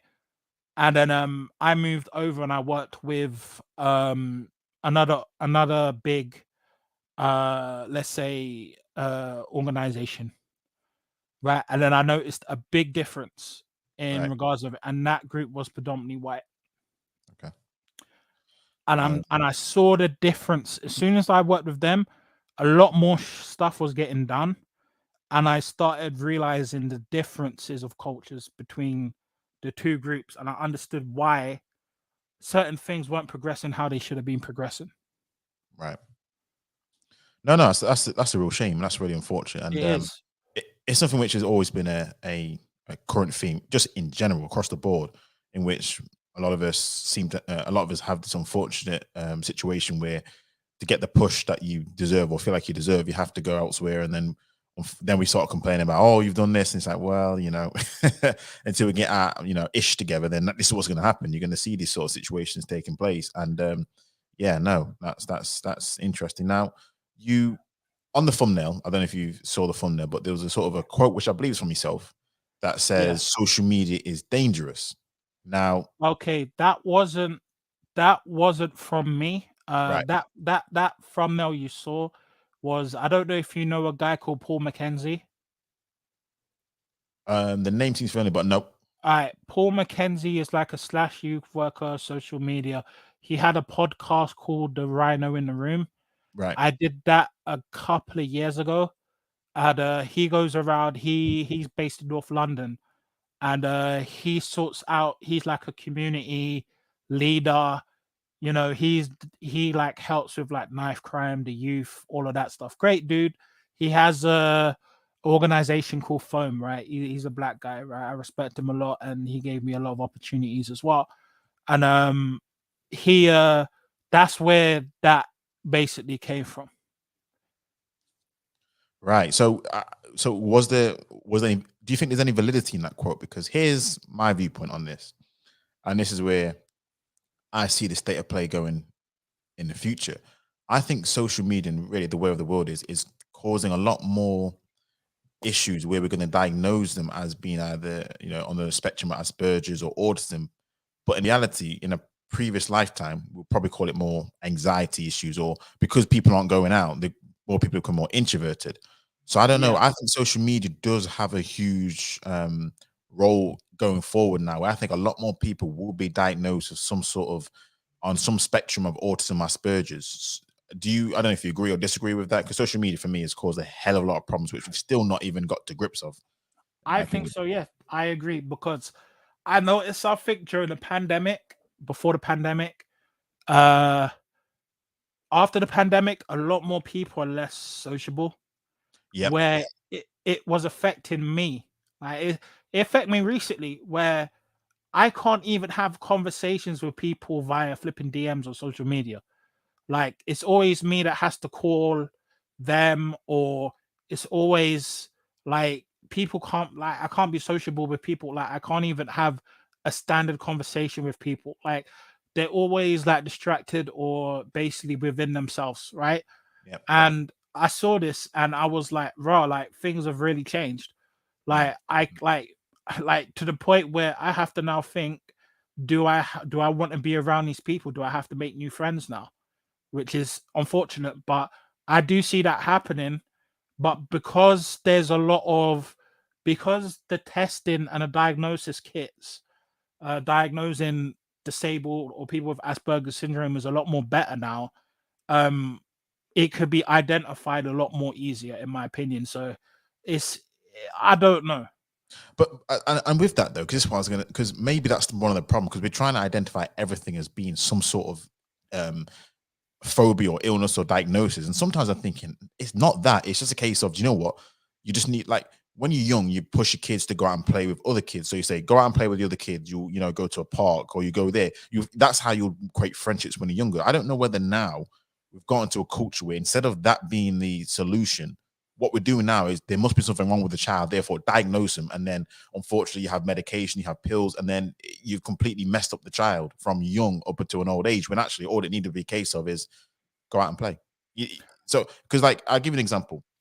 My workplace, we're going back into actual physical work, not Yeah. 5 days a week, but we're going back into work. And Yeah. a lot of people are hesitant to even do that, just because I think they might be afraid, or there's a lot of issues there. And it's like, that for me is not necessarily a diagnosis of some sort. That is just a case of, you know what, you probably just need to acquiesce back to a different environment. Even like when we started to be lockdown, people hated lockdown because all my days I'm at home, at home, at home. I see it the same way. Once people get back into the groove of things, the new normal is fine. You see what I mean? So I don't know Yeah. whether with the diagnosis, things are going to get worse because we're so quick to diagnose people, as opposed to saying, hold on, try this with your child first, try that with your child first, try this with this first for a few weeks or whatnot, then see how you get on. And then you realize, oh, it's nothing really. You just, you have anxiety, like all people do. You have a little bit of fears. We all do. You have a little bit of this. We all do. So I don't know whether like social media and just the whole culture is caused a way where everything's a diagnosis, but in truth be told, it's just, we're human. You know what I mean? Yeah. You just have to, like you said, when you're putting the work talking to a female, look, once you've done it, you realize, this ain't nothing. You know what I mean? But Yeah. now we diagnose it as being, this is, I don't know, insanophobia, this is that phobia. No. Just relax, just cool, and just approach. You see what I mean? I don't know. Do you see it that way, or am I completely off? I don't really. I'm kind of 50-50 on it. I don't. Okay. I feel as if, because we have a lot more better ways of identifying Asperger's syndrome. Right. But yet again, you did say that people may be too quick, or the professionals may be too quick to diagnose them for something. Which I do agree that prevention is better than cure, and people are not really looking at the root of the issue. Right. They're trying to put a band-aid over it. Like that's the type of society that we're kind of in. like get down to the root of the problem. Like that's how it should be, really. Because Yeah, that's another problem I have with the autistic community is is is that sometimes they try to band-aid stuff when it's like, don't don't they not know that there's no cure to autism, but literally the way to mitigate most of the problems with Asperger's syndrome is actually look at the definition of what it's called. It's literally called neurological brain disorder. right. So what is the solution to it? Put the brain in order. That's it. That's the solution to Asperger's syndrome. And I did that in, like, I tried to explain that to them. It's like, you have to give autistic individuals structure. Once you give them structure, you give them a routine. Most of the problems that maybe some things that affect their dopamine, right? Because some people with Asperger's syndrome have uh, irregular dopamine issues or so on Right. and so forth. Is you've just got to put the brain in order. Once you put the brain in order, the person with Asperger's syndrome will excel.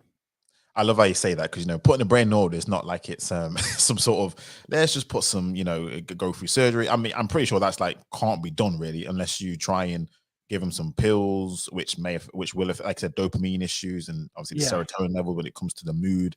So I'm pretty sure. I know you say put the brain in order, but that surely, like you said, it's not can't be as simple as that. So that's why probably, like you said, it will never go away. So right. I'm assuming it's something like that, right? It's not a case of, let's go through what's that word? Not shock therapy or something like that, where you can almost, I don't know, trick the brain. But no, it's definitely a hell of a lot more difficult than that. For sure. Now, the one thing I wanted to say, which I was Yeah, going to bring up in regards to like the difference culturally, is because I've seen this, and it's hilarious thinking back at this. And religious folk, you may want to cover your ears, but do you know when it comes to certain issues, when it comes to black folk, I've seen situations where instead of being diagnosed properly, this is the other side of things, where instead of diagnosing everything too quickly, maybe we as a people, we just see it as, I don't know, the devil's on them, a demon. I've seen yeah, situations where religious people, but religious black people, they will believe a demon is on that child, and the only way to get rid of it is through some sort of, I don't know, exorcism or something like that. And I'm looking thinking, oh my days, they've really really messed up the child purely because of their, and this is more religious and even cultural practices, where if they're different, they must have something wrong with them, demonic. I'm like, no, no, no, no, no, no, no, go to a doctor. that's So happened to me. oh, okay, okay, I don't know if you want to talk about that. Yeah, So I'll talk about because obviously I live in a predominantly black, let's say, household. yeah, yeah, Basically, when I was young, I used to play a lot of Pokemon cards, right? oh Not yeah. Pokemon cards, Yu-Gi-Oh cards, Oh, Yu-Gi-Oh! right? Yeah, I see. Oh, Yeah, okay, that's even more yeah, weird because most people didn't really play with Yu-Gi-Oh cards back in the day. But yeah, I know right. Yu-Gi-Oh. Yeah, yeah, go ahead. I was playing Yu-Gi-Oh cards. I think it was in primary school, right? Yeah. And like I would get very aggressive when I would start playing with them, and Okay.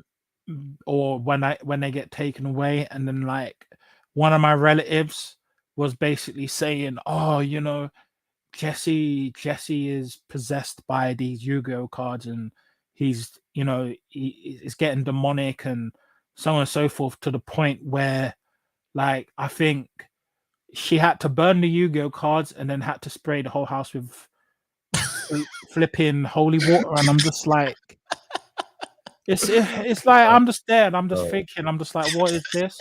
When I don't know what it was, why I had this action towards Yu-Gi-Oh cards, but Bro, let me that's tell the you type of something. things.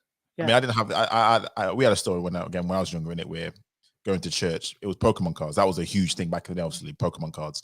And we were told that Pokemon is from the devil, Harry Potter is from the devil, and you know how yeah, I basically I went to stereotypical black churches, and it's just like we had to get rid of all our Pokemon cards, and it's not like I could afford it. We could really afford these Pokemon cards, but I was like, oh, because other people they could afford, the kids that could afford these Pokemon cards. I was like, oh, bro, I got these Pokemon cards, and we were told to get rid of them just because the preacher who came was like, this, it's from the devil.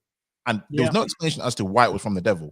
It's just because it had spells and witchcraft. You know how it is with Yu-Gi-Oh! Into where you got all these summoning spells and all this. And again, it's just a cartoon and yeah, anime.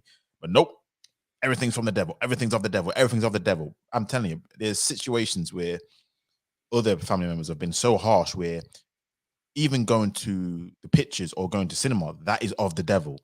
And I'm just thinking, raw.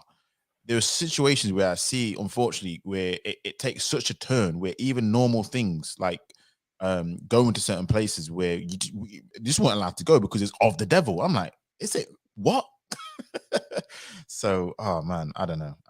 It's a weird one. There's so many stories I have of that growing up where you look back at it now and you're thinking, oh my flipping days. And a lot of the reasons why, again, this is why I say this, a lot of things that black people go through who go from the environments, gets undiagnosed because, well, they've been told it's something that it's completely not, and they're being gaslit, and it goes down a different whole route of, they have the devil in them, and it's just, oh. But how did you manage after that? Then after Yugo cars were gone, I'm assuming you were in tears and you were, I what I mean, was fine because I had other okay. things I was occupied with. I had video games and whatever, so it wasn't really much of an issue, really, to be honest. That's interesting because I'll be honest with you, when it comes to, and this is it, when it comes to maybe autistic people, a lot of times they're honing on sometimes one thing that they love more than anything. I think you mentioned trains and whatnot, and if you take it away from them, you've taken away their whole world. So it's good that you were all right and you could adjust, because some people I don't think they could adjust to that kind of stuff. Yeah, they get addicted to it or they're fixated on it. Yeah. No, that's fair. But no, that's really good. But would you say the community's gotten better in handling these kind of things as the years have progressed, in your opinion? Because I know you've done obviously your work, your advocacy work. In your experience, I know you've had some bad experiences organizational wise, but would you say as a whole things have gotten better? I would say things have gotten better, but I look at it on the side of parents being more aware of I would say it's more on the parent side. I would say, yeah, there's a change, government wise, how can I really put it? Public service wise, yeah, there's been improvements, but I don't see disabled people thriving as much as they feel they should, in my opinion. And I know why that is. Like once you get to like the top of everything and then you just see things for what it is, it's like there's too much talk, not enough action. There's a lot of virtual signaling going on. Like it's not, they're not looking at what actually works and what is actually effective. It's basically to look as if, oh, hey, look, we care and we got to look like we're doing something about it. When in reality, they need to be more evidence-based. And sometimes a lot of autistic people or people in that community also kind of shoots themselves in the foot because they start creating things out of thin air that doesn't exist. And I've seen this happen quite a few times. And then it's like you're looking for things that don't exist, and now you're wasting time on things that don't exist. Like, for example, like the black community was looking at how regarding autism, how like services regarding autism, people have institutionally racist, which isn't true, because every race, every ethnic group is having the same problems regarding getting help for people who have autism. You just have to have the right doctor who has the right connections. That's unfortunately the truth regarding it, because I know one parent who wasn't as, let's say, wasn't as fortunate as me, who had to struggle more than I did just because I had a better doctor. And And that's they had unfortunate about a lot of better, things, isn't it? yeah. If you have the right doctor or if in the right setting, then that can change a hell of a lot. Which is unfortunate, but you're right. It's an epidemic across so many different sectors where if you can be screwed by just being with the wrong doctor or the wrong environment, and pretty much. Yeah. No, that's fair. There's something I was gonna ask about this, and this is probably future thinking. Now, is there, I don't know how it would work, but is there any fear, for example, that if you have kids, your children will also suffer the same type of fate?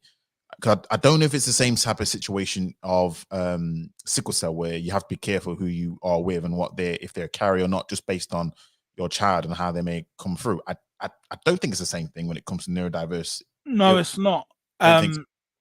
What tends to be the problem, and oh man, I hate saying this, but Yeah, go ahead. Go again, ahead. it's something that needs to be said regarding, the black community, and the black community tends to do this a lot in the autism community, is they have their children too late, right? All right. And Right. the thing is autism, people with Asperger's syndrome, there's a very strong correlation that people don't want to admit, is the later you have your children, the more likely they're going to end up with some neurological disorder, Down syndrome, ADHD, or something to do with the brain, right? And I know this link is very true, because when I look at a lot of some of the black parents, like some of the black female parents and males, they're a lot more older. They're like getting into their 30s, some even once like very close to their 40s, and they don't check themselves out before they basically have their children. Right. And Right. that's a big issue. Like, that's what used to go on. Like, there was a lot of urge where people would say, you have your children uh have your children at a young age, and make sure that you go through all the checks and balances before you have children. For example, my mum had me when I think when she was 40 or late 30s. And like, that's where the thing. So that's the problem. In like, another thing that the black community don't want to admit is, stop having your children so late.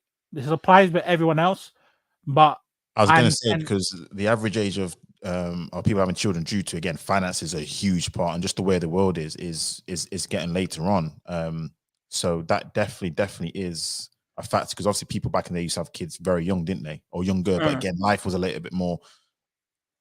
You went and you had a job, you were able to get married, you had a house pretty much sorted out all by the time you're 30. But now, with everything else, it's just 30 seems like the new 20, even though probably biologically it's not the case at all. So with that being said, then, are there things which I suppose this also applies to the man as well as to the woman, that they can do to make sure everything's good? Because obviously women are having kids past that age and they're not having these issues. So it's yeah, obviously probability and likelihood. So are there anything which you're like, you need to make sure you check yourself out to make sure everything's all good before you have kids? Is that what you would that's recommend, I suppose? basically what you've got to do, because Yeah, the yeah. reality is you got to have your children younger, and you just got to check yourself out. That's really it. Some of Right, these neurological disorders that people are born with for life just happen out of chance.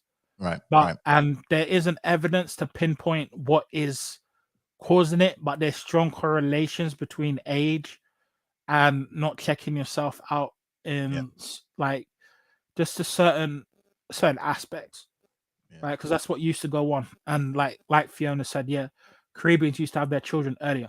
Like, that's why in the Caribbean, uh, autism was something very rare, but now it's starting to prop up there. And I noticed that even in this country, the parents are getting older. yeah. And again, it's symptomatic of a lot of things, such as, again, the lifestyle is just, it's very Yeah, difficult, because when you have, because kids are a massive financial burden. Let's just make no bones about it. I mean, I agree. that's a bill. Well, at least from a man's perspective, it's just massive financial responsibility. So you ain't just popping out kids. Plus, I'll say this: more intelligent people have kids later in life than less intelligent people, I think. So more people who are career minded, it's just like, what, they're just gonna sort out their careers, they're gonna get on in life, they're gonna make sure they're stable, then have kids, and it just one of those things. But I also think this is another thing: lifestyle. We're unhealthier. I think food and how we take care of our bodies is a lot different than it was beforehand. So even when, because I remember, if I see some of the actors from the 80s and the 90s, I look at them now, they look a lot better than, let's say, these younger people coming up, because I think the lifestyle's a lot more different. I don't know if it's just me, but I see a lot more. I uh, agree. yeah, people are looking 30 when they're 20, 40 when they're 30, 50 when they're 30. It's like crazy.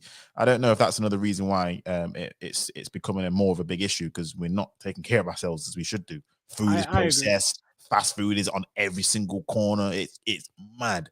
Um, so yeah. Yeah, I did say, like Fiona did say, it isn't a black thing. It happens in all communities, but Yeah. based off my observation, because there's a large amount of black people that I know, because since I was doing the autism advocacy group in a lot of communities, I noticed the parents in the black communities tend to be on the older side. Like Right. even the founder that I was working for, she was on the older side too. My mum on the older side too. Like it's this countless examples of autistic individuals in the black community that have older mothers and older fathers. Right. Right. So there has to be data first Yep. before. That's why I don't really consider it a black thing, but it's an observation that I am seeing this a lot in the black community where they have their children later and they end up with a lot of autism or Asperger syndrome, and I'm a large sample pool of black people I've met regarding this.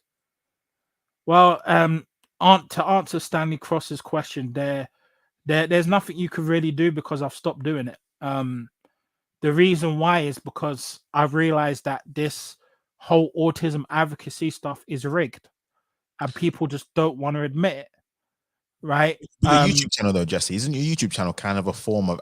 Oh, actually, let me, before I say It, anything, will it be a form of advocacy in terms of awareness, letting people know? Because so that could be a support mechanism, could it not be? yeah, that's what I'm going to do. But my Okay. autism, as I said, my autism, I'm doing more social issues, so autism will come into it, Right. but it will be very light. Like, for example, I want to get away from this autism advocacy stuff and really look at more solution based stuff, because I think that like advocacy is becoming a waste of time, because I've noticed that there's a lot of talking and not a lot of change, in my opinion. Yeah, it's great that a lot of people are aware, but if you have the solutions and you have those problems fixed, not too many people need to be aware. Like maybe yes, in terms of how you treat an autistic individual, yeah, then they need to be aware of certain things. Well, was it please reconsider? I'm not going to reconsider because I've done this for 10 years. And in my opinion, when I was doing this wasn't never a black thing. I was doing it for everyone in general. I'm just talking about the black side of things because I happen to be a black person. But I Like suppose I don't want to answer for Stanley, and this is where I'm thinking with it is yeah, someone like yourself. Unfortunately, there's always you need to keep going. I suppose is what I'm saying. Don't sort of let the mantle die down and whatnot like that. Because I think you may not see things, but other people may see you as an example of a role model. That you know what, that Jesse, you stuck out through it and you helped me. I mean, there must be countless amount of people who you've helped, you've walked across in your life, and you never know how a small thing to them could be a huge thing, and then that person will always remember you as being that person there. And I think if people like you aren't there who are more solution orientated, then unfortunately you're going to get a self-fulfilling prophecy where it's all talk because the only talkers there, there's not doers there. So I yeah, don't know but whether that might be. I mean, I'm not, again, it's yeah, obviously yeah, yeah. your I know. calling, your thing at all. So yeah. Right. It's the thing is, it's like I'm only one person. Like only one person could do so much. Like if I had a group of doers, then yeah. Like if I get the recognition that I feel I deserve, then yeah. If I was supported in regards of what I was doing, yeah. If I wasn't being lied on, if I wasn't being gaslit, then yeah, I would reconsider. But it's not worth it. I've looked at the cost benefit analysis, and based off how I see things, it's not worth it. Like I'm not really benefiting from it. You Right. know, like the way I've been used, the way I've been treated, the stuff that I've gone through, right? There was a time where because I was being gaslit so much and I was showered with compliments that was basically just people blowing smoke up my ass, right? Um, I would have ended this a lot more earlier. I would have ended this when I was 7 years in, right? I only went on for another 3 to 4 years extra because of people were saying, "Yeah, you got to keep going. You got to keep going." No, the reality is you have to be realistic too. You could be positive, but you got to be realistic, and you got to look at really what things are like. When I came into this autism stuff, I was doing it for like just not just the black community; it was for everyone in general, right? People want, and then the thing was, is the reason why I started. The downfall really was when I was part of the organization. I was part of this organization, and then they wanted to make it a black thing. And I was like, I wasn't really co-signing that because I wanted to help a lot of, non-black disabled individuals. And I remember once there was one person that really got upset. She was like a Hispanic kid, right? And well, she's a woman now, almost a woman now. She's like 18, 19 now. But as soon as like the organization was announcing that, yeah, it's gonna be more black orientated, a lot of like, especially her and a few others were feeling a bit ostracized and a bit pushed out and a bit left out. And as a minority already, even if like, for example, she's a Hispanic and she's autistic as well, she felt more, and I couldn't co-sign it. Like, if they wanted me to talk about certain black issues, like here and there, yeah, cool.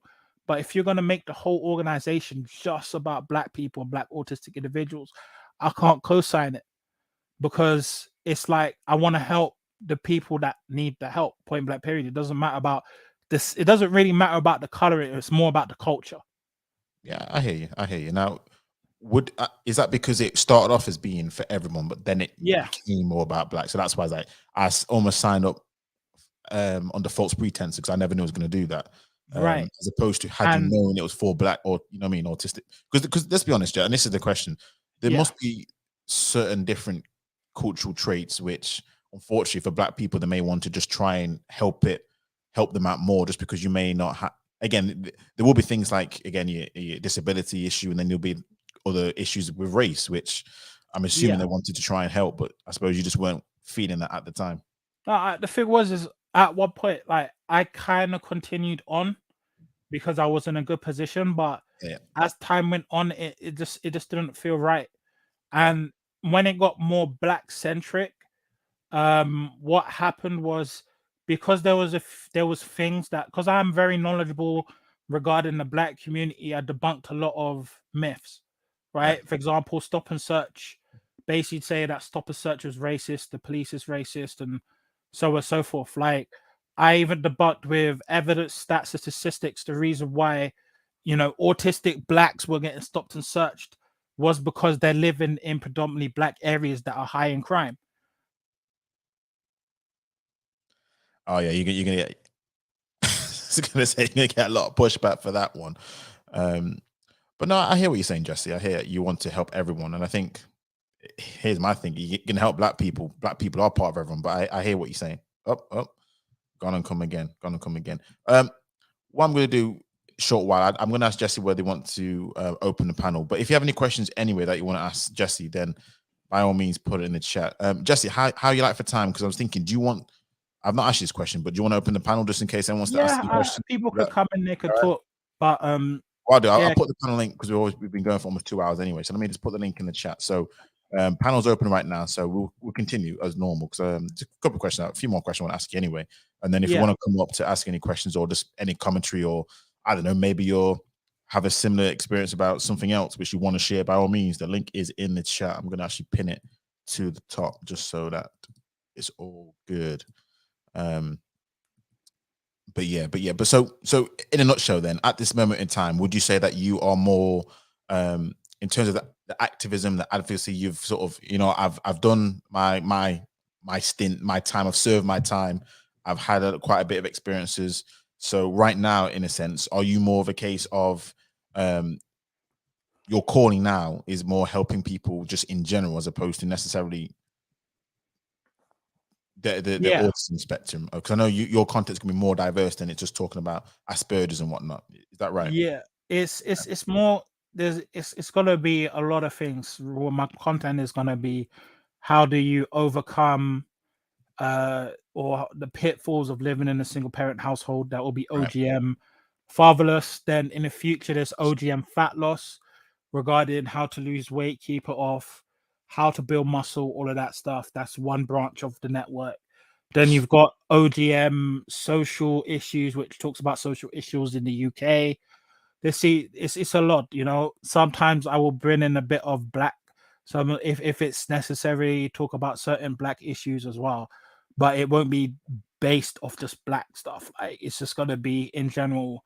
So that's how my network is gonna be, and that's just really what I want to do, But when I was, again, to finish what I was saying regarding the black centric stuff regarding autism, then this was during the pandemic when Black Lives Matter um came to prominence again, Right. with when George Floyd died. I was debunking a lot of stuff regarding George Floyd. I was debunking a lot of stuff regarding why certain things in the black community is happening, and I had evidence why this is, why the black communities in the state is. See, this is the problem. When it got more black centric, it got more about black stuff than actual autism stuff. Right. Okay. That's the interesting point. That's the interesting Right. point. And what happened was, there was people that I would usually talk with that felt alienated. They felt isolated because they weren't black. And I was trying to explain this. Look, I was trying to explain and say, hey, look, maybe this isn't a good direction. And then she, basically, the person that was founding it, said, even though I did go along with it for a while, but after a while I couldn't take it anymore. Basically, she said that, like, our voices are not being heard. Right. And I'm like, okay, so there's nothing much I could really do. And then after a while, when it got more black centric, it got more toxic. People started lying on me. Black lives, for example, the Black Lives Matter stuff. I started getting ostracized out of the community as well. Doors started closing. People were sending me messages via DMs, making fake accounts, saying some really messed up stuff, telling me why am I not at certain marches because I'm black, and all of this nonsense. And after a while, I just got fed up, and I was like, what is the point of trying to create change if all I'm getting is basically abuse? For what? And then the founder couldn't seem to pick a, I won't say pick a side, but stand on the person's square. Like, she always would be flip-flopping. For example, if I was in a Zoom meeting and I would talk about certain things, she will agree. But then if I'm out of the Zoom meeting and I'm watching what, like, this person's doing, she's agreeing to the talking point that is opposite of my talking point. Ah, So right. So she, yeah, it's like, what? So, like, why go am along I to get along. That's what it right? is. Yeah. So what's the point of me being there if you don't take my word seriously? I'm dropping down the solutions, and then I'm seeing people that I have known for years who supported me feeling ostracized because they're not black, Yeah. And after that, everything just went downhill for me, and then I left. And I just said, that's that, I'm gone. And then I moved to a different organization. I think And what it sounds like, just hearing it from my point of view, is the organization, it steered from its purpose of helping autistic people on autism, yeah, and it went into a realm of social issues. Which, I mean, listen, at the end of the day, you can be intrigued by, and this is where it becomes, people can have their difference of opinion, but it came less about how to help black people who are autistic, and then it's like how to help black people and forget the yeah, autism. That's what it sounded like. right. So yeah, maybe that's what it was, but yeah, that's how it sounds like from the outset. So And then when I moved to a different organization that was predominantly white, which I didn't choose them because, oh, they were white. It was just because that happened to be the best opportunity. right, I started seeing a difference in how things were getting more done. It was more organized. There was no, I'm not a full-time content creator as of yet, but that's something I may consider in the future. But basically, um I looked at it and I noticed things were getting done quicker. There was more organization. People were turning up on time. All of these things, and it was less stressful, right? And I noticed that. Wait a minute. So you're telling me I look at the black side of the organization, there's problems. I go over to the white side, everything is pretty much almost good, right? And I'm like, it's the problem is sometimes our culture as a race. It's like some of us are not organized, or we're not. It's like we're here to be entertained. Like, this is why like my friend who's also black said that in a way we are somewhat the entertainer race. We're the ones that come with the entertainment, right? I don't know if I could agree with that or not, but he made a valid point. Right. But it's like if it comes to entertainment, everybody's there, right? Everyone's organized. Like if you could have like 3 struggle rappers and they're organized as hell, right? They're organized, bro, right? But say you get those 3 same black people and it's to create a business or something, it's a problem, you know. And I'm starting to see this as I get older. I see this because it's not because I've worked in other organizations, not to do with autism, businesses. I've worked in black businesses, right? Beauty pageants, right? I've worked in, and I see this same occurring problem. It doesn't matter the subject, but if it's entertainment, no problem. Notting Hill Carnival, black people, the most organized people in the whole world, right? And I was at the Notting Hill Carnival. The way black people were moving, they were moving like FBI agents, bruv. I've never seen black people so organized in my life, right? If, like, for example, when Black Panther hit and I went to Odeum Stratum, black people were filed up in a straight line, bro. I bet you didn't have to ask them nothing about how to act. I bet they knew exactly what time it was. I They bet were they knew acting everything. civilized and everything. Yeah, And I was like, what is going on here? Right. And I was with my black friend here. He was Ghanaian, yeah. And my other friend was Ugandan, and I was a Caribbean, and I was a Grenadian, right? Grenadian / Trinidadian / British, whatever, right? And then I said to him, bro, I've never seen so many black people in one place in my life, so organized. KFC, go to KFC. That's what I do. Right. And it was a lot of things. Don't get me started on the chicken shops, man. Don't get me started on chicken shops, bruh. The amount of black people be in those chicken shops. No, I when I was in college, an Asian friend said to me this. You know, yeah, KFC is the black man's McDonald's. I was like, raw, man's right. Facts. And this is the thing, like we're organized for the wrong. Well, I wouldn't say we're organized for the wrong things. I would say we're not organized for the progressive things sometimes. Not all the time. There is some black people that can get stuff done. Don't get it twisted. Basically, you don't have to pull their leg to get it done when it comes to stuff like that. Yeah. It's like you don't really have to force it too much. That's what you're saying, isn't exactly. it? But when I was working with like a predominantly white organization, there weren't really much problems. There was a few, but that's just really that, and that's the problem. Like, this is why I see the future of black autism a problem, because the white, like the majority of the people that in the UK who are autistic, right, are white, are having problems, right? And they're far ahead, right? The UK is probably the best place for autistic people to live, right? And then you've got the black community that are in the dark ages, bruh. They've got a long way to go before everything is sorted for them.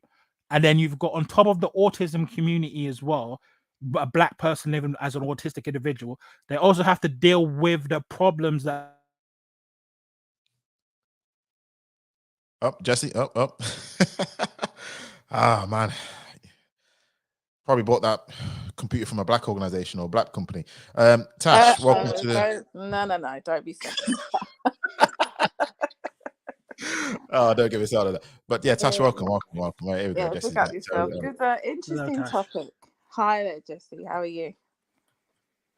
Very good discussion you guys were having. Unfortunately, I haven't listened to the last 15-20 minutes, but I listened to the majority of it. And respect to you for being so transparent and taking us through your journey, as a child to young adult and now an adult.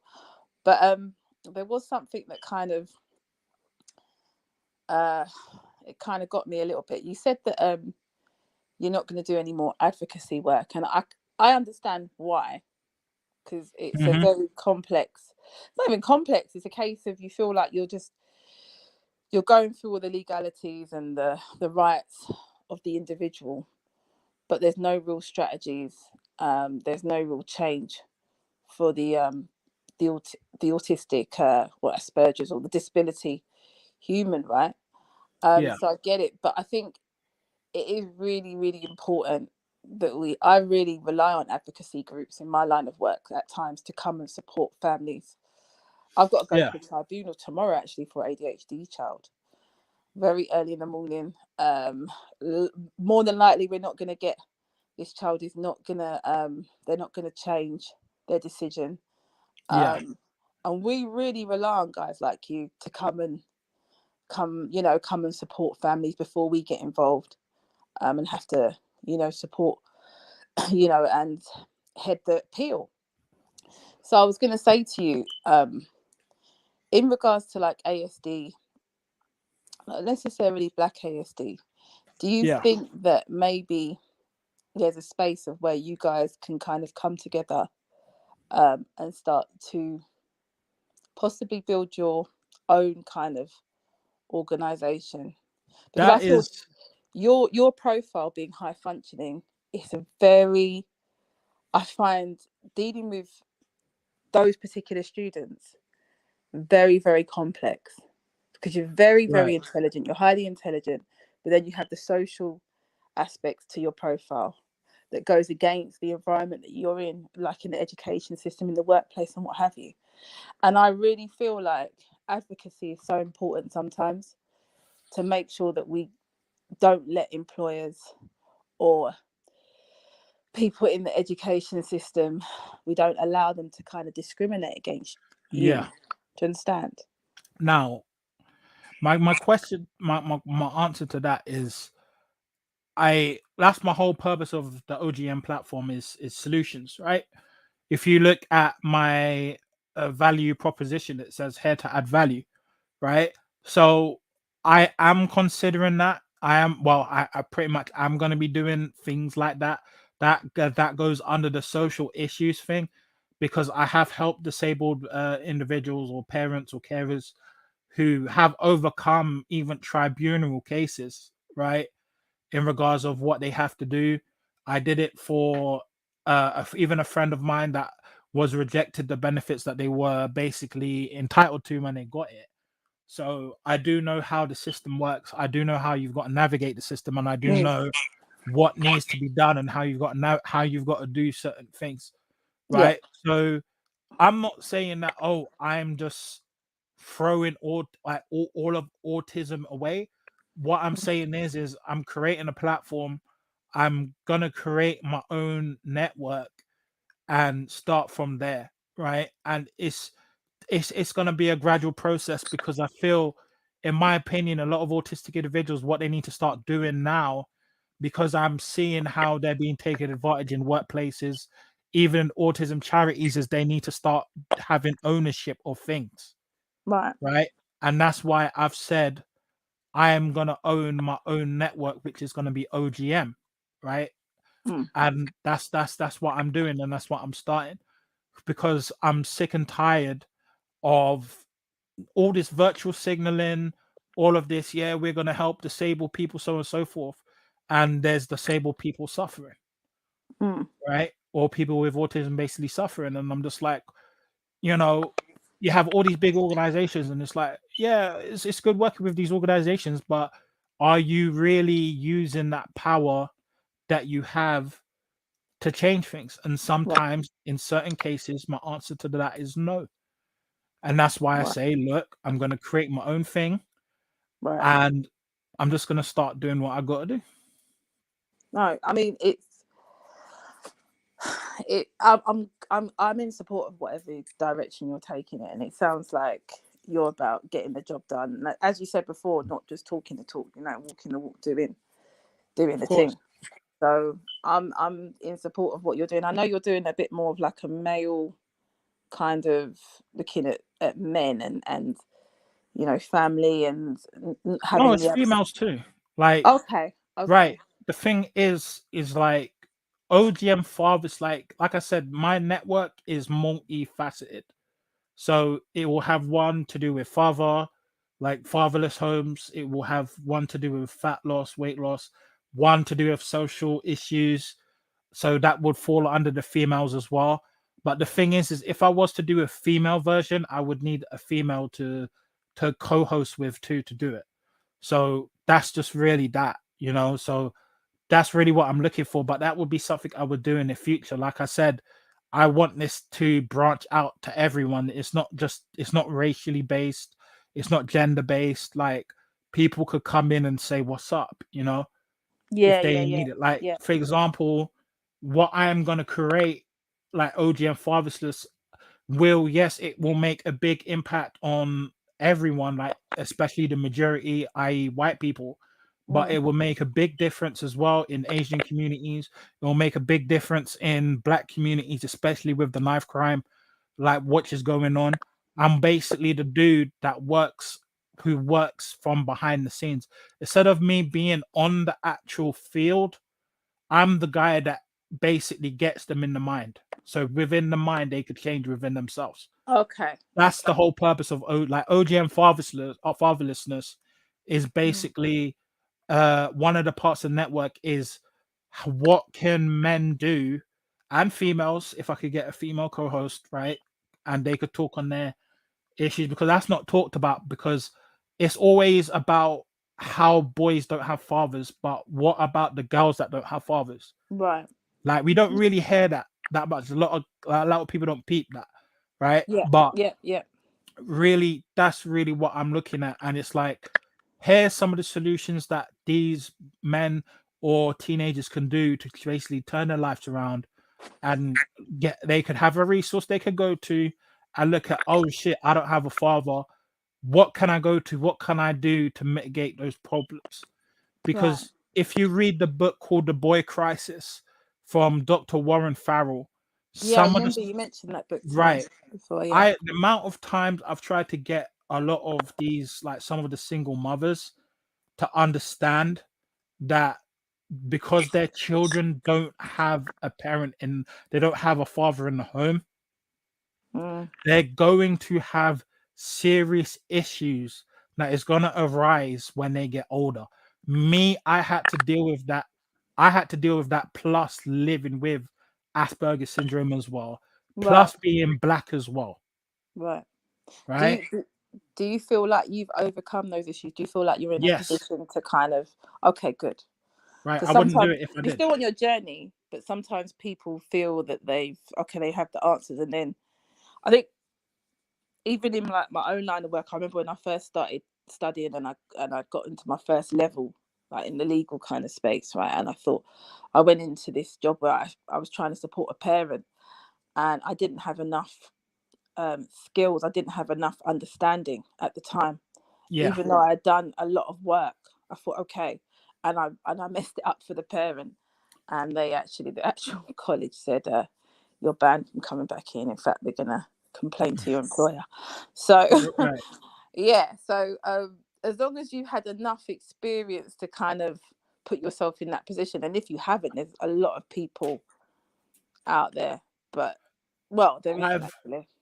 I've had a decade of autism advocacy work, and I think about 12 or 13 years of youth work with disabled individuals, and I've worked with non-disabled and disabled people, so I have a lot of experience, and also my own life experience as well.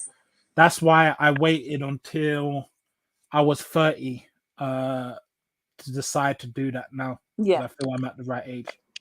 Because we've had like quite a detailed conversation about like your adult journey in terms of what you've done and some of the things that you've gone through. So I would say I was asking that question because I wanted you to make it clear to the audience that you have had that experience. You're able to, you're knowledged up enough to kind of guide people. So I'm really pleased White Matters did this show. I wasn't expecting it, and I really respect the transparency that you've like put forward today. I think it's not easy to discuss this. It's not. People. No, it's not. No. So big up definitely, Jesse, that you've been open and transparent. So very, and I've really appreciated it. Unfortunately, I wasn't, like I said, I will rewind back and have a listen in to what you said, but I don't actually want to even stop too long here and interrupt you guys. Your little flow that it was a good discourse. So I there is one more thing I suppose I'm gonna have to ask, right? Go on.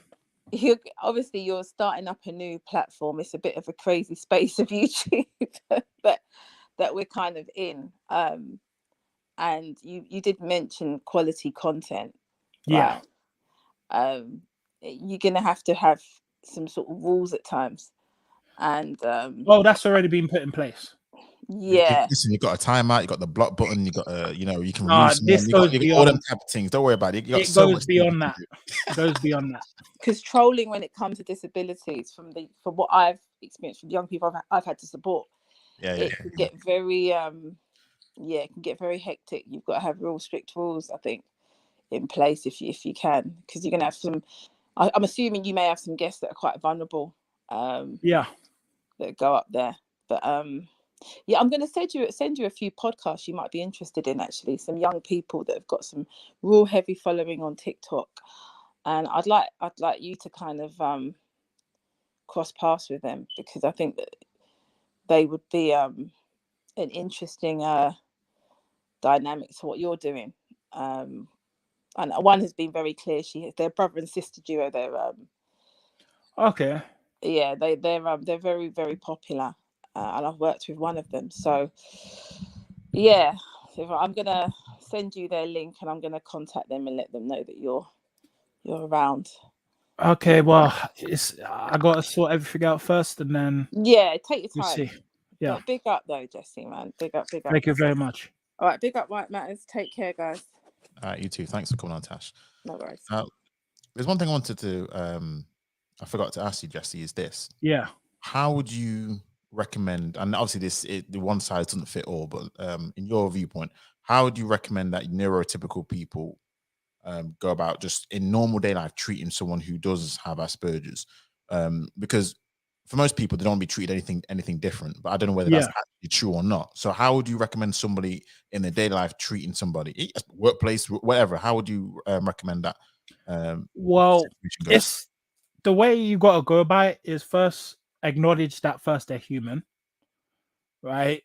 Because the way some people treat autistic individuals is like they are something from out of this world, right? Right. Then you've also got to take in consideration of what their needs are and just say, hey, look, how do you like to be referred as? Is there certain things that you don't want me to do, or when I'm interacting with you? Simple things like that. You know, it's not really rocket science. Like it's not the Da Vinci Code, you know.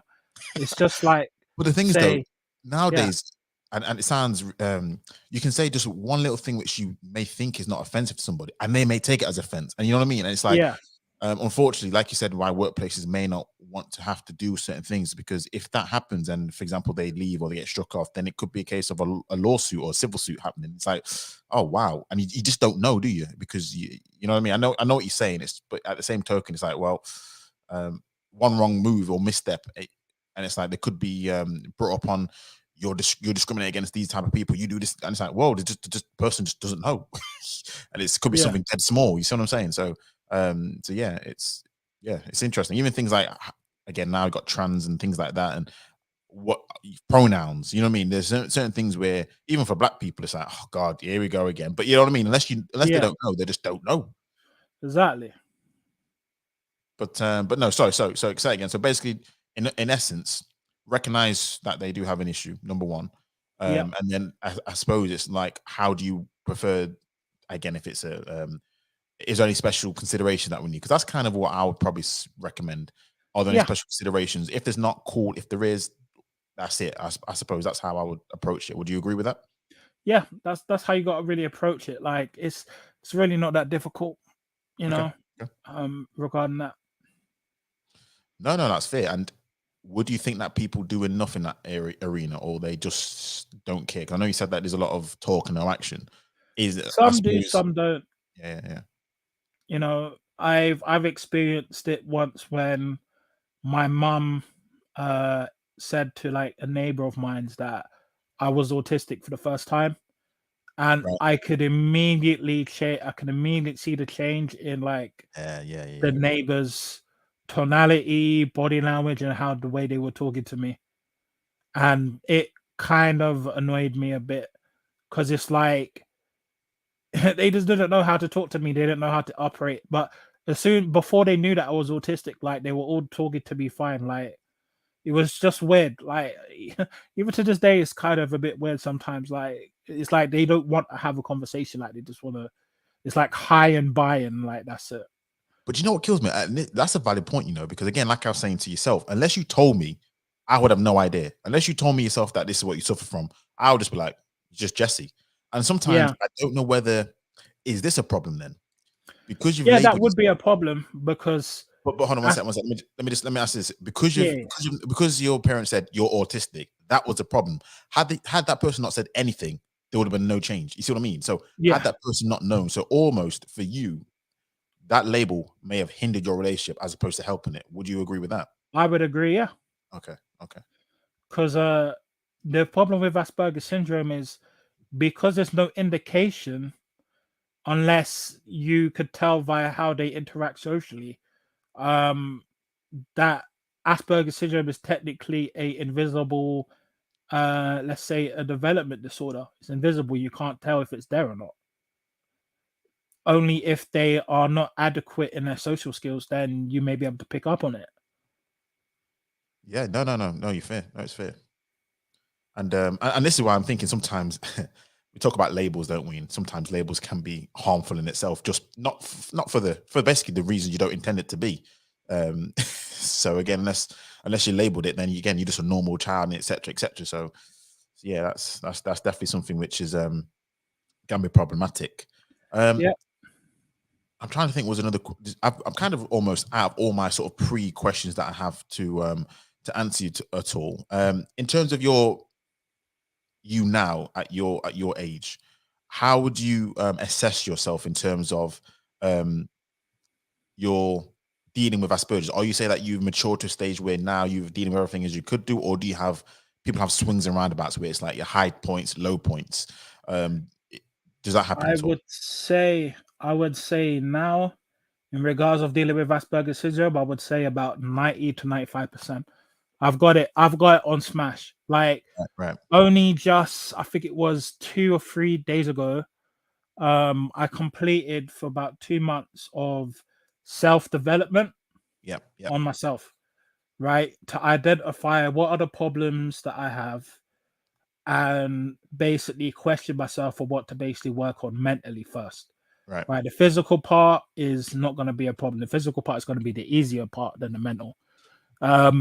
And I worked on my mental, and to be honest, I feel good. I feel very good. At the age of 30, I would say mentally I'm in the right mind. And I would say that as time goes on, I will live the life that I want to live and live and basically get what I want from life. But that's because I've basically put in the work. No, I Like, like that. I like that. And right. talking about that work, because again, this is something which again, manosphere people, when you mention work, it's like they say they Right. know it, but it's a sigh. They don't want. It's always about blaming somebody else. It's always blaming women. It's their fault. When it comes to work, do I really have to? So talk me The through this manosphere, process. the manosphere, look, I was part of the manosphere for a long time. And I know that a lot of the stuff they're talking about is nonsense. Like Yeah. I'm once when I get time, I'll debunk why the high value male is nonsense. Why it actually is going to set you up for failure, and Do you mean their why definition? You mean their definition yeah, of it? their definition is going to set them up for failure, and you're probably going to end up with a gold digger. Another thing as well is what guys don't seem some of the guys in the manosphere don't understand is you have to put in the work. Like I'll just put it simply as this: if you want love, you've got to be love, right? Meaning that you have to put in the work to love yourself to the point where you're attractive to the opposite sex. Because I had to put in work, I had to work on my social skills. I had to work on my grooming. I had to work on my mouthpiece. I had to work on so many things that I shouldn't have to work on as a human being, but because I have Asperger syndrome, I had to put in the extra work. And I've had girlfriends, I've had relationships, right? And this is why I think this idea of incel, like for example, they talk about incels and so on and so forth. Incels don't exist. the reason why incels are the way the incels are is because they don't want to put in the work. Any dude, especially in this society where this world is so sexually liberated now, right? Any dude could get laid. Any dude could get a girlfriend, right? The real problem is the long-term relationships is the big problem. That's the environmental issues that is going on in this Western society, is that we are not in a healthy environment to have long-term monogamous healthy relationships. That's the big problem. That's really the big problem. Getting laid, getting a girlfriend, this is not a problem. This is why these manosphere people, a lot of these manosphere people are full of rubbish. They say they want a wife, they say they want a girlfriend, they say they want to settle down. Some of them say, oh, I want a black woman, which is the biggest cope ever. Because if you had a black woman, you would have one, right? Because if you're a black man and black men, and it's fact that black women want black men more than any other culture, right? Black women don't pay out as much, right? So it's easy for a black man to get a black woman. So it's all cap, right? Especially if you live in especially if you live in London where there is a lot of black people. Now, if you're living in an area where there's a minority, then yeah, then you're gonna run into a few problems. This is why when I make my OGM fatherless channel about the truth about some of these manosphere talking points, and when I bring out the evidence and the receipts, people are gonna be shocked. They'll be like, oh snap, even your biggest content creators are gonna get exposed. And I'm not even gonna say their name directly. There's not gonna be direct. All I'm gonna say is this. All I'm gonna say is this, Jesse. When it comes to that piece, particularly about the whole dating out and stuff, as you know, with the conversation that happens on this channel, you're gonna get it from a lot of black men. That's all I'm gonna say. So as long as you're prepared to get that kind of pushback from a lot of black men and black women, who's on that side of the fence, just know you're gonna get it. Because I know the pushback is gonna come because black men say, "Oh, black men want a black woman, and black women date black men tend to date within their race." It's all bullshit. I've looked at the stats on ONS, bro. Yeah, I brought the stats out as well. Yeah. Right. So it's like there's reasons why they would say that's the case. This is the reason why you're gonna have a lot of pushback in terms of desirability and how mating works. Men hunt, women are the ones who are the bait. So there's a different dynamic to everything. So again, there are reasons why, again, just prepping you as to why they'll say what they say. But generally speaking, when I listen to the two sexes, if you believe them to be true, it is what it is. But what they say, yeah, you would say a lot of what do you call it? Black women do say they prefer black men more often than when the other way around when it comes to black men. That's what I would say. No, I think black women do prefer black men, but the ones who are not being truthful are the black men. The black men want a day out. It's BS. Like, it's nonsense. I've proved it so many times. Like, especially in the UK, right? When I do my video, which will come soon, I will debunk it and say, look, a lot of these black men are capping. They're lying. They're just saying that to say, yeah, I'm part of the community, because they know if they want a day out and they're pro-black and they're all this and they all that, their credibility for the black community starts to dissolve a bit. So of course they're gonna say, yeah, I'm into black women. Well, it's not hard getting a black woman in London, like, because black women are looking for black men in London. That's just really that. All you've got to do is look at like dating shows, especially London-based dating shows. You'll see that most of the time black women are dating black men. You don't see them with any other race. Like, even like, what's that TV show with that Italian chef? That's Scottish. I can't remember his name. No, but it's like a dating show. No. I'm picturing the dates where it's a French concierge guy, but not Italian. You talk about that guy? I think it's the French guy, because he's with a black woman. That French guy, right? He's with a black guy, but to be fair, he's French, right? I'm talking about. Yeah, he's still white though, still European, still white. I know, but we're talking about on the black side, right? We're talking about black men, right? Right. Like, but if you look at how when black women on that show, most of the time is with black men. Yeah. And there's other shows that show that, even like Love Island, for instance, even though I can't stand that show. Right. So that's just really that. Like, a lot of and this is the thing with my OGM fathers, is there's a lot of young men who are in single parent households that are listening to this stuff, right? Yeah, that's it. Oh, first Yeah, I dates. thought That's so. it. But he's a French guy, isn't he? Right. Not saying he's French. Yeah. Right. There's a lot of young men who are taking up this information and they are being misguided. And some of these black men are taking it out on the black women. And it's not good. It's not healthy.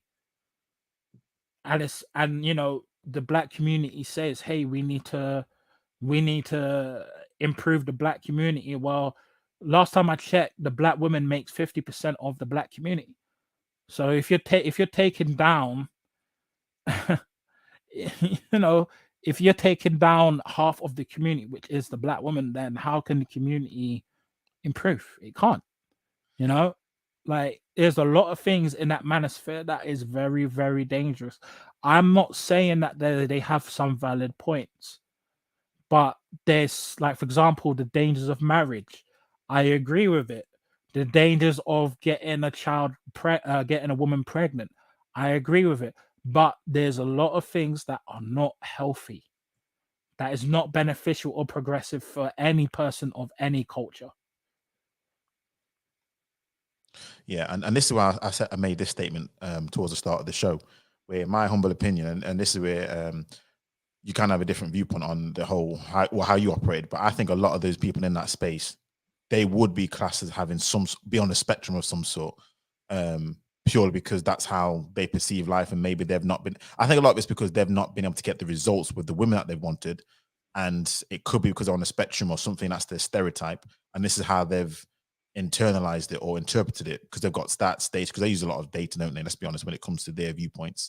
So that's how I always assumed on that side of it. There's a lot more men, unfortunately, who may be on the spectrum, who've been exposed to bad information. And this is what it comes down to. A lot of times, if you're exposed to information, because obviously all information isn't good, then that has been a massive, massive issue, which definitely has taken place. Right. Like there's two big examples of people who are part of the manosphere that were on the spectrum that did commit terrible what makes terrible, like terrible things have happened. For example, Elliot Rodger was on the spectrum. He had Asperger's syndrome. What's his face? There was a Canadian guy called Alec Asanzis, and he was ran down women in a van in Canada, right? Due to this type of information. There was another guy down here which got a shotgun and killed people. I think it was someone called Pacific Patterson. Jake Jake Davidson. Yeah, that's it. I did. Right, he was on the spectrum as well. So this information, is dangerous. Like people got to seriously peep that this is dangerous, and this is also happening in America with a lot of the black men down in America. Listen to some of the stuff that the Black Manosphere said. Like there's been YouTubers that have exposed or have even shown evidence of YouTube content creators who are known criminals and who are also known to have done certain murders as well, who were part of the Manosphere. So this content is very dangerous, and they have targeted specifically black women. Yeah. And you see, but the thing is, I'll say this though. This is what I'll say culturally, which it might be different how I see things. When it comes to certain things, I would say that's more of a white trait. For example, I don't really hear black men or people, if they have upset, they will go shoot up everything, everyone, and then kill themselves. I don't see that. But when it comes to maybe white folk stereotyping that, they're the ones who are more afraid of having that rage where if they don't have what they think is right, or what they have is their divine right, they're going to start killing not just their partner or people who did reject them, but everyone and their dog. You know what I mean? I always see that as the difference. Whereas when it comes to black men, it's very different. Yeah. Because you don't hear a mass shooting from a black man. Never hear that. No, you don't. Right. So it's the emotional intelligence in terms of how they deal with certain things. Yeah. That's something that I also want to talk about on the OGM when fatherless is emotional intelligence. How emotional intelligence is very different culturally, which that's going to shock a few people when I come out with. And yeah, Fiona is right. They say it's affecting the femicide rate. Yeah, it is in the States. But I think that's different though. I think that's nothing to do with necessarily the content. I think that's just a No. convenient excuse. That's just because you have men or people. I don't know how the situation is who, for whatever reason, they can't control the emotions or something happened to No. get an argument and then, butt up. So I don't know. But there has to be something that's been talked about in regards to, because I've heard content creators talk about kind of normalizing, if you like, a bit of, I mean, they won't say it's abuse, but normalizing certain traits which could lead to abuse when it comes to how to treat people, women, how to talk to them, what to say, all that kind of other stuff, which again, in the wrong hands, this is the thing about having a bit of accountability in the words that Yeah. you speak. If you say something to the wrong person, then they take it a whole different way than what's intended. And that's gonna, you know what I mean? But when it comes to that type of stuff, it's like, no, that's not what we meant. But that's because you information in the wrong hands is dangerous and deadly. Yeah, it's this, and the same way that is happening, the same way you could do that for good, and that's why I'm going to create a platform and get the information out there as well. And that's just really that, and it's a shame that these things happen, but I think both genders just need to be regulated better when it comes to social media, in my opinion. But I feel like they're doing it the wrong way. For example, censorship for things that are not right, because I feel as if that censorship is more done via algorithms than human. So there's not enough context for it, which I'm starting to see people getting banned for dumb stuff.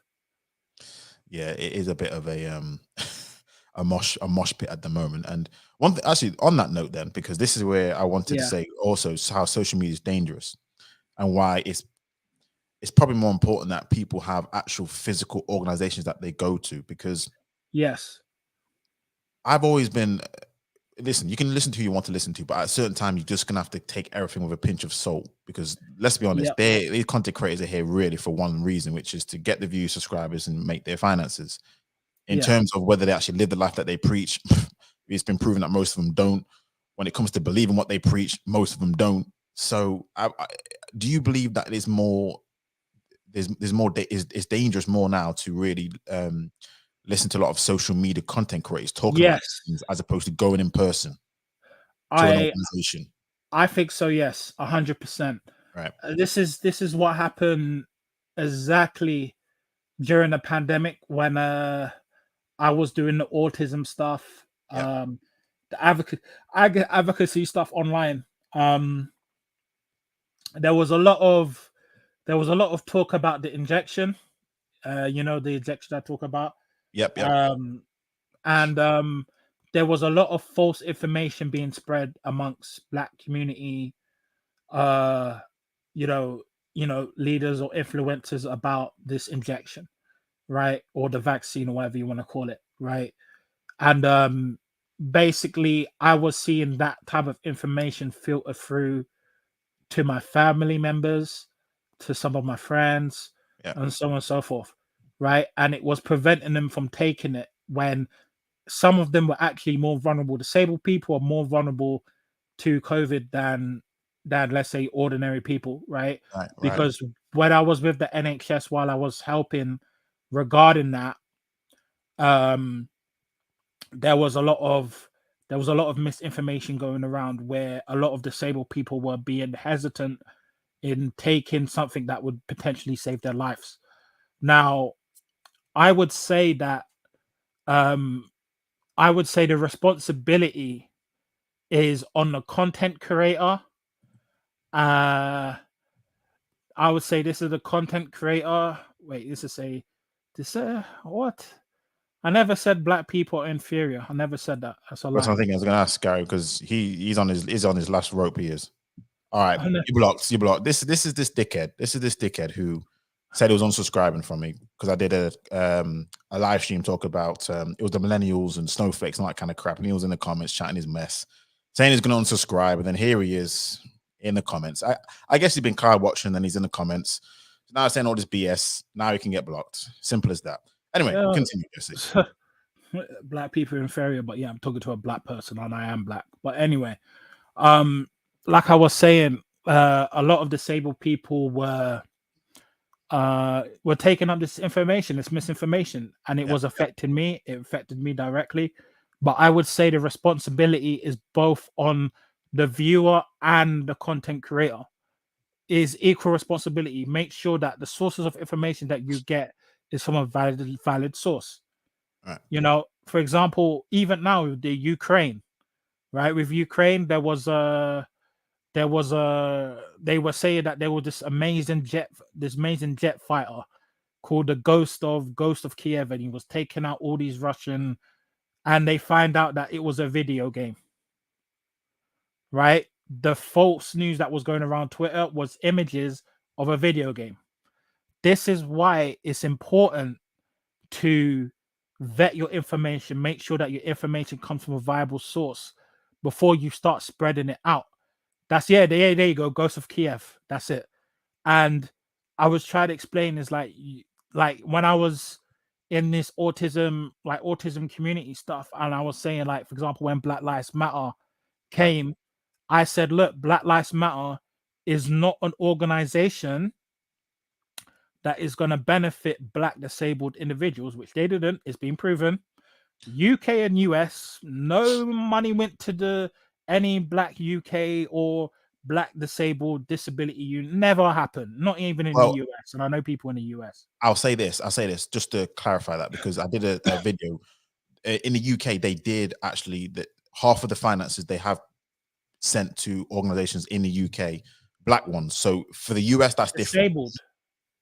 That's what I was going to say. I don't know about disabled, but in terms of black organizations, yes, I'm going to find it in a second. Just clarify. There was nothing I could spot which was disabled, but they're gonna the rest of the funds they're going to distribute later on. So we'll find out whether that might be it. But I don't know how the process works. They must decide on who gets it. So whether it's disabled or not, I don't know. But I will say, to be fair, they have given it to a lot of organizations in the UK. Now, some has been LGBTQ and that kind of stuff. I get that. But yeah. One thing I'll say though, just on your comment, and this is how I stand with content creators about misinformation, is this: you can believe information, and this is where it comes down to for me. And it's hard to prove this, but sometimes you can kind of tell whether that content creator generally believes what they're saying or whether they're consistent in what they're saying. There is a situation where I know, based on what content creators have previously said, and they've not come out and clarified as to why they've changed their mind, they're clearly leading people astray, and people are buying it hook, line, and sinker. When people have said, look, this person a year ago never said this person a year ago was saying the opposite, and they've not said why they've changed. And even certain content creators have said, look, I'm only saying what's basically hopping on the bandwagon because that's what's popular. Therefore, I'm going to say it, and it doesn't matter because I only care about the bottom line, which is getting views, which subscribers, to get finances. There are content creators who will do that. That's where I'll say, that's where I hold them accountable. If you generally believe something and it's wrong, I think that as someone who just generally was wrong, but they didn't have any malicious intent. There are content creators who have malicious intent. That's where I really say who's a fault of it, the content creator or the viewer.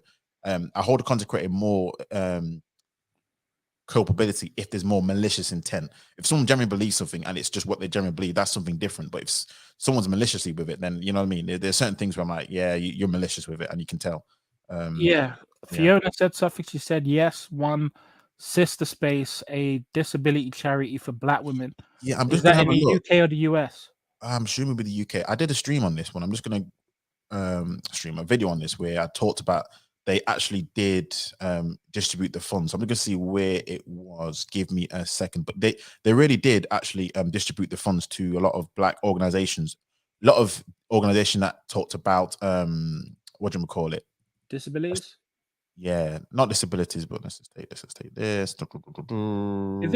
If it's black organizations in the UK, then yeah, but I'm saying specifically disabled, because the reason why I say that was because if you look at the old Black Lives Matter manifesto or whatever declaration, however you want to call it, before it got changed, it did say something. Oh, she said domestic abuse. Okay, fair play to them. but it did called say Sister that, Space. Yeah. Let me right. just show this up. Give me a quick sec. Let me see if I can show this. It did say disabled folk as well in that declaration in terms of what Black Lives Matter was all about. Right, can you see this? Let me have a look. So, give me a sec. Let's see if I can change the screen. Here we go. So, let me see if I can just. Okay, I see it. So you see, it says Sister Space. So that's again. These are the Black Lives Matter. This is what they distributed their funds. So to be fair to them, again, I did a video on this. They actually did distribute the funds as they said they was going to. This is half of the funds that they distributed. And But this is in the UK. Yeah. Again, it's all in pounds. Okay. So again, fair play to them at least. So I can't I can't really say anything else. But yeah, there's a lot of organizations that they've actually distributed the funds to. So, but yeah, in terms of what Fiona was saying, this is the whole domestic abuse, that kind of stuff that they've done. So yeah, that's some good stuff. Oh, yeah, that's it. But yeah, no, I mean, one thing I'll say though is, for me, how I see it when it comes to things is, people are more on a spectrum are more likely to be swayed, and I think they have to protect themselves. So I don't know how you would recommend this kind of stuff, but yeah, if you spoke to people who are on a spectrum, but for sure, I think, would you say they're more vulnerable to being abused or taken advantage of? Would that be a fair I would say so, yeah. I've seen it. Like, they like for example, I tried to explain that there was this workplace that was trying to take advantage of this guy, friend I know, and I said, look, like, you should be paid for the work that you're doing. Yeah. Like, what some of these, which is a scumbag move, which I have like warned some disabled people, is what they try to do. And they tried it, like one workplace tried to do it with me. They said they will put you on as like a volunteer, and then they will say, oh, in the future, we will be open to giving you paid work. And I basically rejected it because I know disabled people that did that, and they were just stuck in like just being basically free labor and no pay, basically. Right. And it does happen. And some people try to deny it, but it does happen. Like, I've seen it happen before, and sometimes some people had to fight it in court because of it. No, that's fair. And this is where, again, it helps if you have, and this is what, to Tasha's point, if you have advocates on your side, or you had people who can come in and say, no, this isn't right. And also, it's in awareness is good from a standpoint of, look, there are organizations out there just so that you can actually help, or you can contact someone who can help. Because again, it's like when it comes to things like Good Samaritans or things like that, where it's like, until you get awareness of it, you have no idea what's out there. And sometimes, as much as I will say this, and this is across the board, a lot of work like what you're doing, Jesse, I'll be honest, I don't think people like that will ever get truly the recognition that they deserve. If I'll be honest with you, I think it's a hard slog in which, truth be told, it's a massive sacrifice. It's the neurotypicals that get the recognition. That's the thing. Like, it's like, there are people that get recognized for it, but it's the neurotypicals. It's the people who are non-disabled. I see this a lot, where those are the people that are picking up the rewards, and it's the disabled people who are in the trenches putting in the work. They're not being compensated. They're not being basically recognized for their work. Like, it's happened to me, right? If it wasn't for some people trying to push me, I wouldn't have got some of the recognition I deserve. Like, for example, there's been like the amount of people that have blown smoke up my ass. For example, one person said to me, oh, hey, look, someone wants to be my manager, right? One person said, I could get you into parliament, when that person was in parliament, and I didn't end up there. So many empty promises that has happened, to a point where it's driven me to that point where I'm just like, you know what? I just need to go. Like, I need to do it by myself. And this is what I think disabled people need to do, is they need to start thinking about ownership. because once you have ownership and then you could create your own infrastructure, you only work for yourself, then the only recognition is going to go to you and no one else. Like, that's how disabled people have got to navigate now. Again, Like, I know one specific individual that did that, and they still in a way got shafted. Was while I was talking about that reality TV show. Right? The first and what's it? Undateables, that one. Yeah. And another reality TV show which was called The Circle, and then he didn't get on there because he wasn't deemed disabled enough. So right, but he has his own platform. His name's called Daniel Jones, and he has the network called the ASB. I think it's the ASB World. I think that's the biggest autism YouTube channel out there. So that's how that's how autistic people need to basically navigate. And the sad thing is no matter where autistic person tends to go, in most cases, not all, but in many cases, they tend to get exploited. It happens in the charities, happens in the workplaces, happens wherever they go. So they need to have their own, basically their own stuff, basically. Yeah. I mean, listen, I'll say this. All you're saying, you've replaced disabled with black. That's how I feel when it comes to us.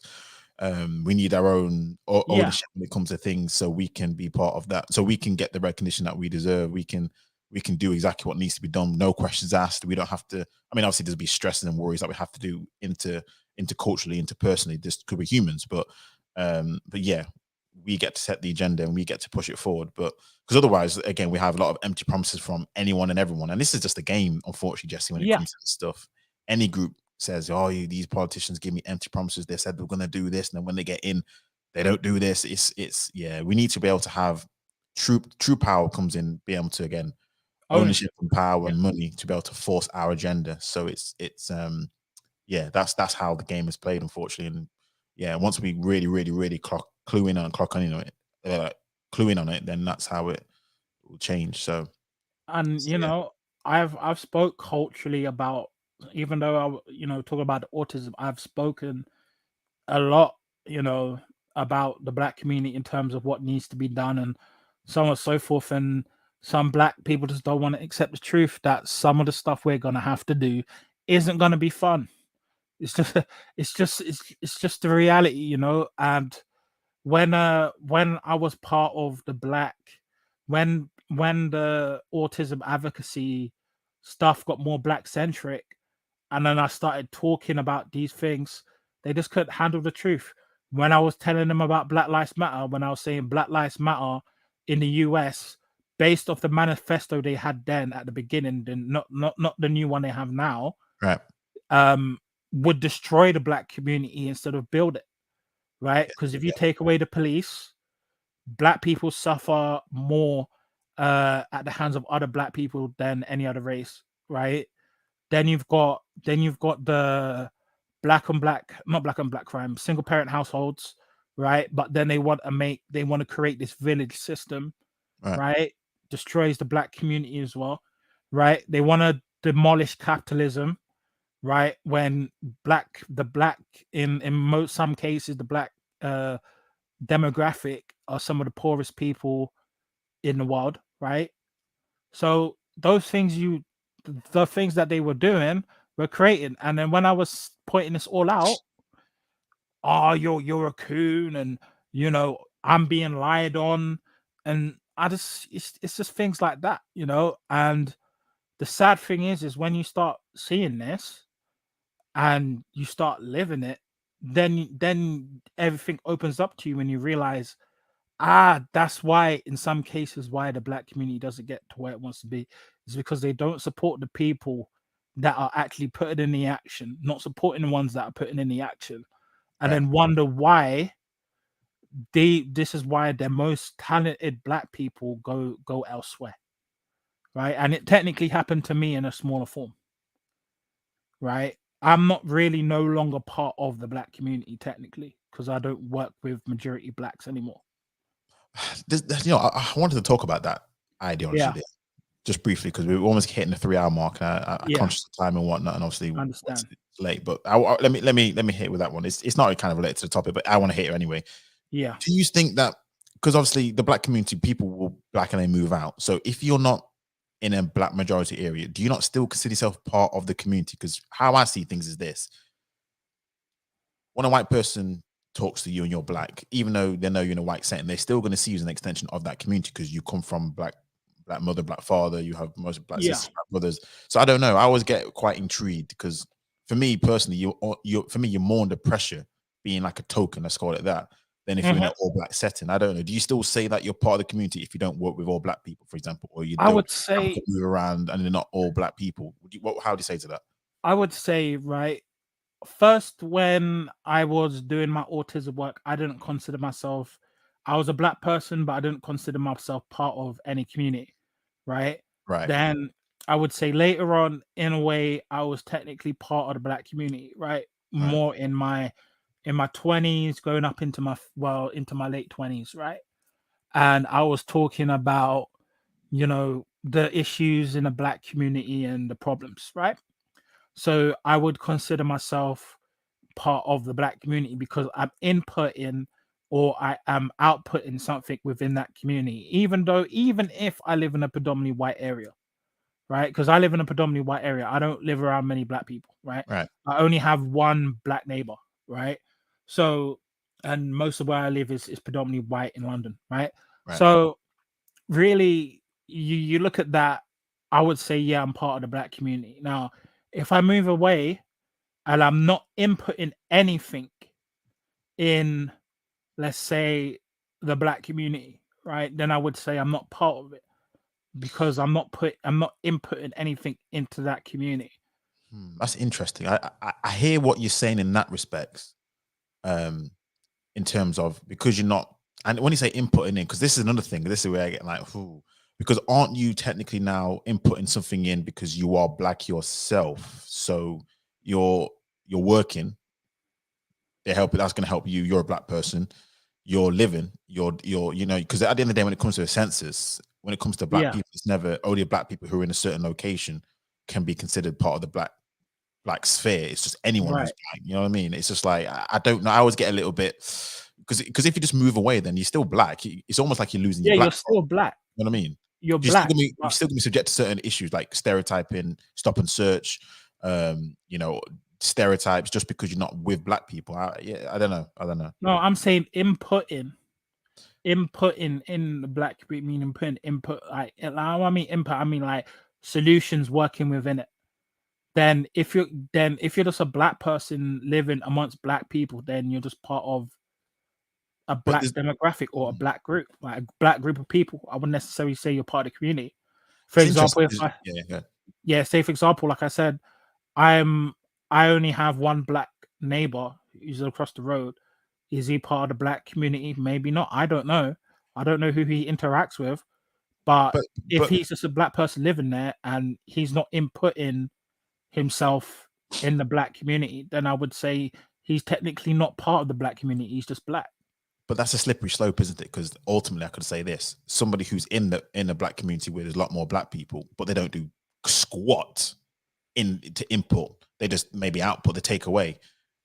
Are you telling me they'll be considered more in the black community? No, they're not part of the black community. They're just black people living amongst black people. Right. So let me just make sure I understand what you're saying then. Would you only consider a community part of the black community that's someone who inputs directly into a community or a group or something like that?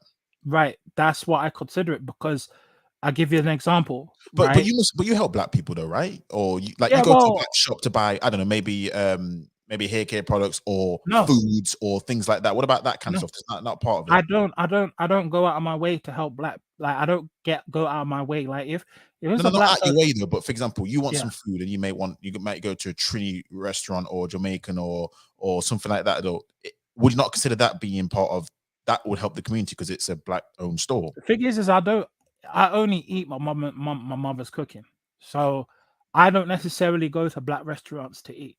But you get my point, though, right? You get my point. Yeah, I get what you're saying in terms of like buying black or the spice. Well, it's all dependent. The way I look at it is this an item that I need? Like, I don't really care about the cultural or the black part of it. Right. So that's just how I basically see things. So, but if I have a friend that happens to be black and I like him and so forth, then yeah, obviously I'll help him out. But it's not because, oh, I see this person as a black person, I'm gonna help them out. No. Okay, That's how I work.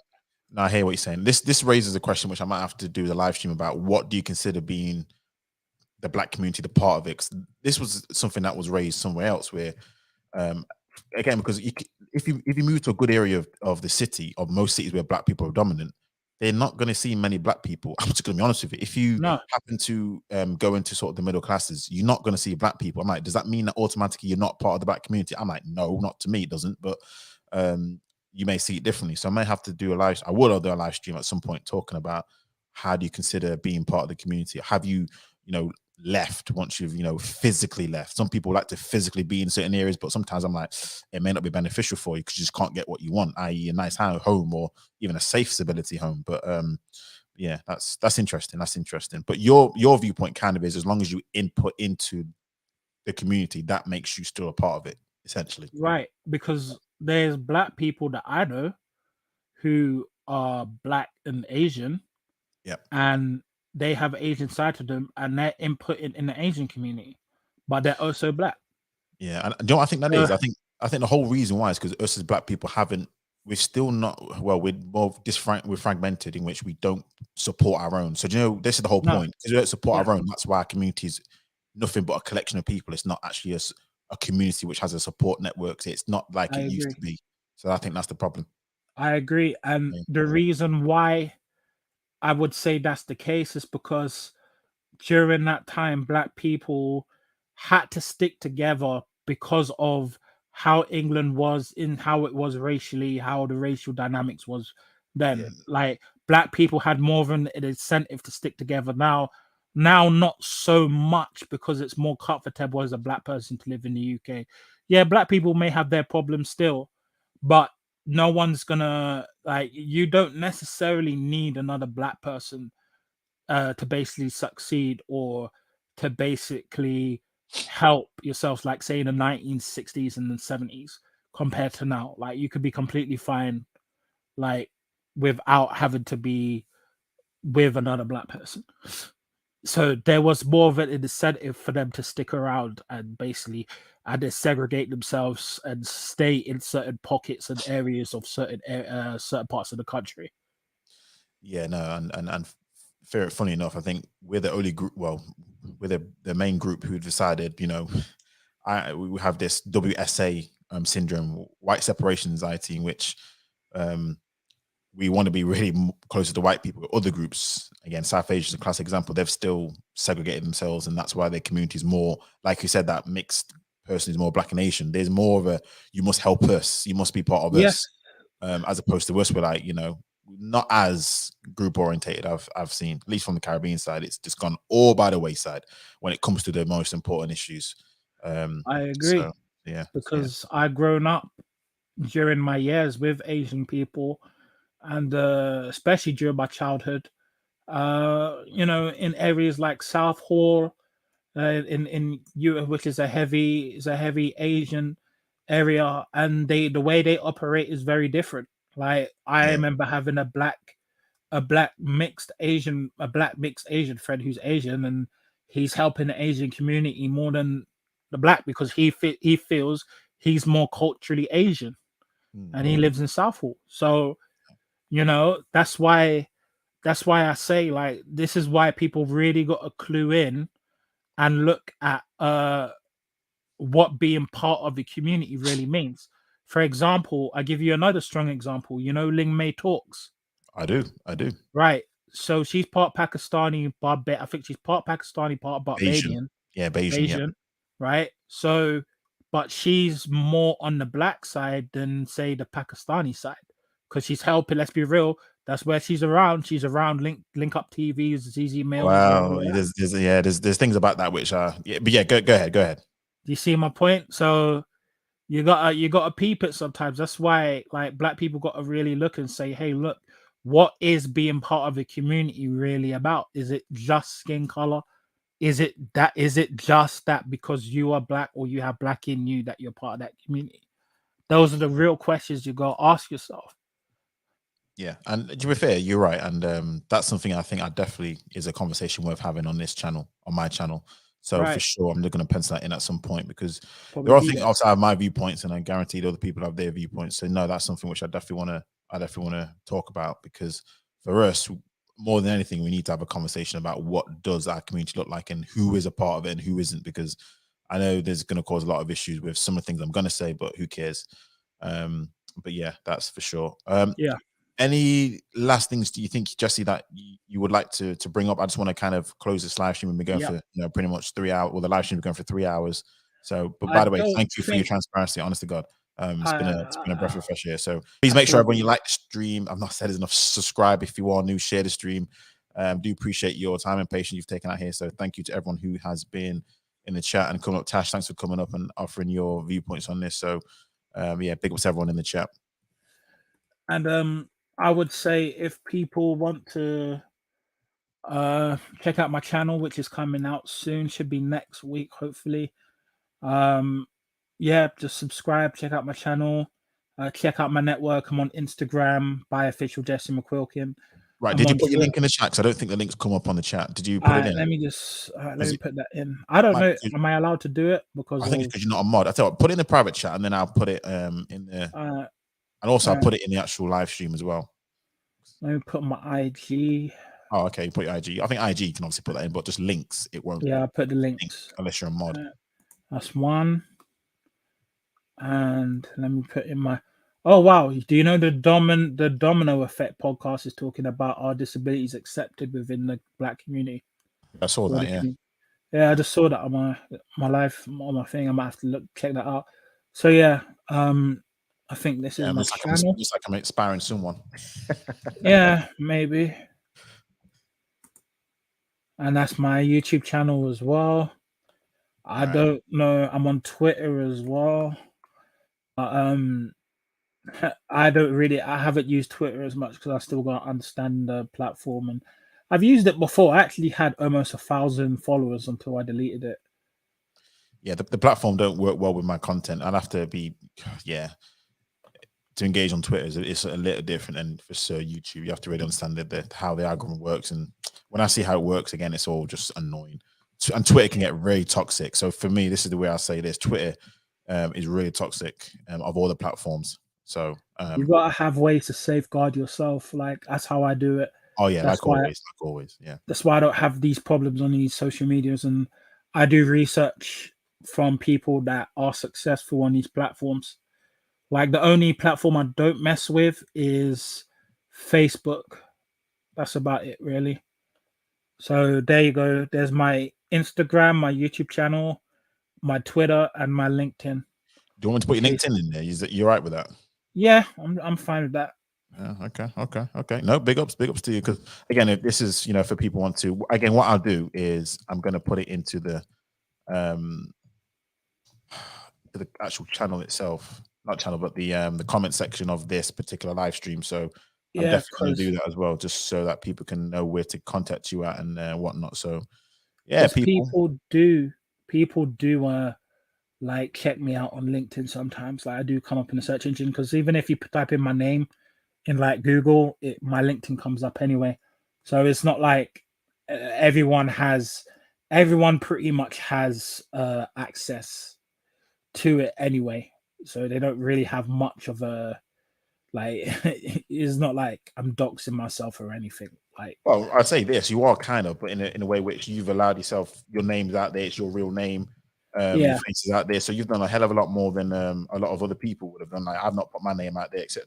So yeah, definitely it's again, big up to yourself, because it is very big to go open and stuff with a lot of things that you've that you're talking about. So it's no mean feat, no question about it. So but yeah, so definitely appreciate your candor and everything like that at all. So yeah, again, I think that was everything I wanted to go through. Again, thank you at all for Jesse for coming on this platform and sharing your story at all, because it's not an easy thing to do for sure. So yeah, no worries. Any last words at all before we end the stream? Any last thing? Any last questions? Cool. And any last questions from the chat? Anyone from the chat where we're probably not gone into, I don't know, question or not. I don't know if Stanley's still around, if he wants the last question at all before we end the stream. If not, we'll end it right now. I'll give him a couple of seconds. It has a bit of a delay. But no, cool. What we'll do right now. Thank you to everyone who's watching. Please make sure you like, share, subscribe if you are new. Again, Jesse, big ups to you. And then yeah, we'll definitely see you on the next one. So take care, everyone. Have a good evening, and we're out of here. Yep, take care. Big ups, big ups.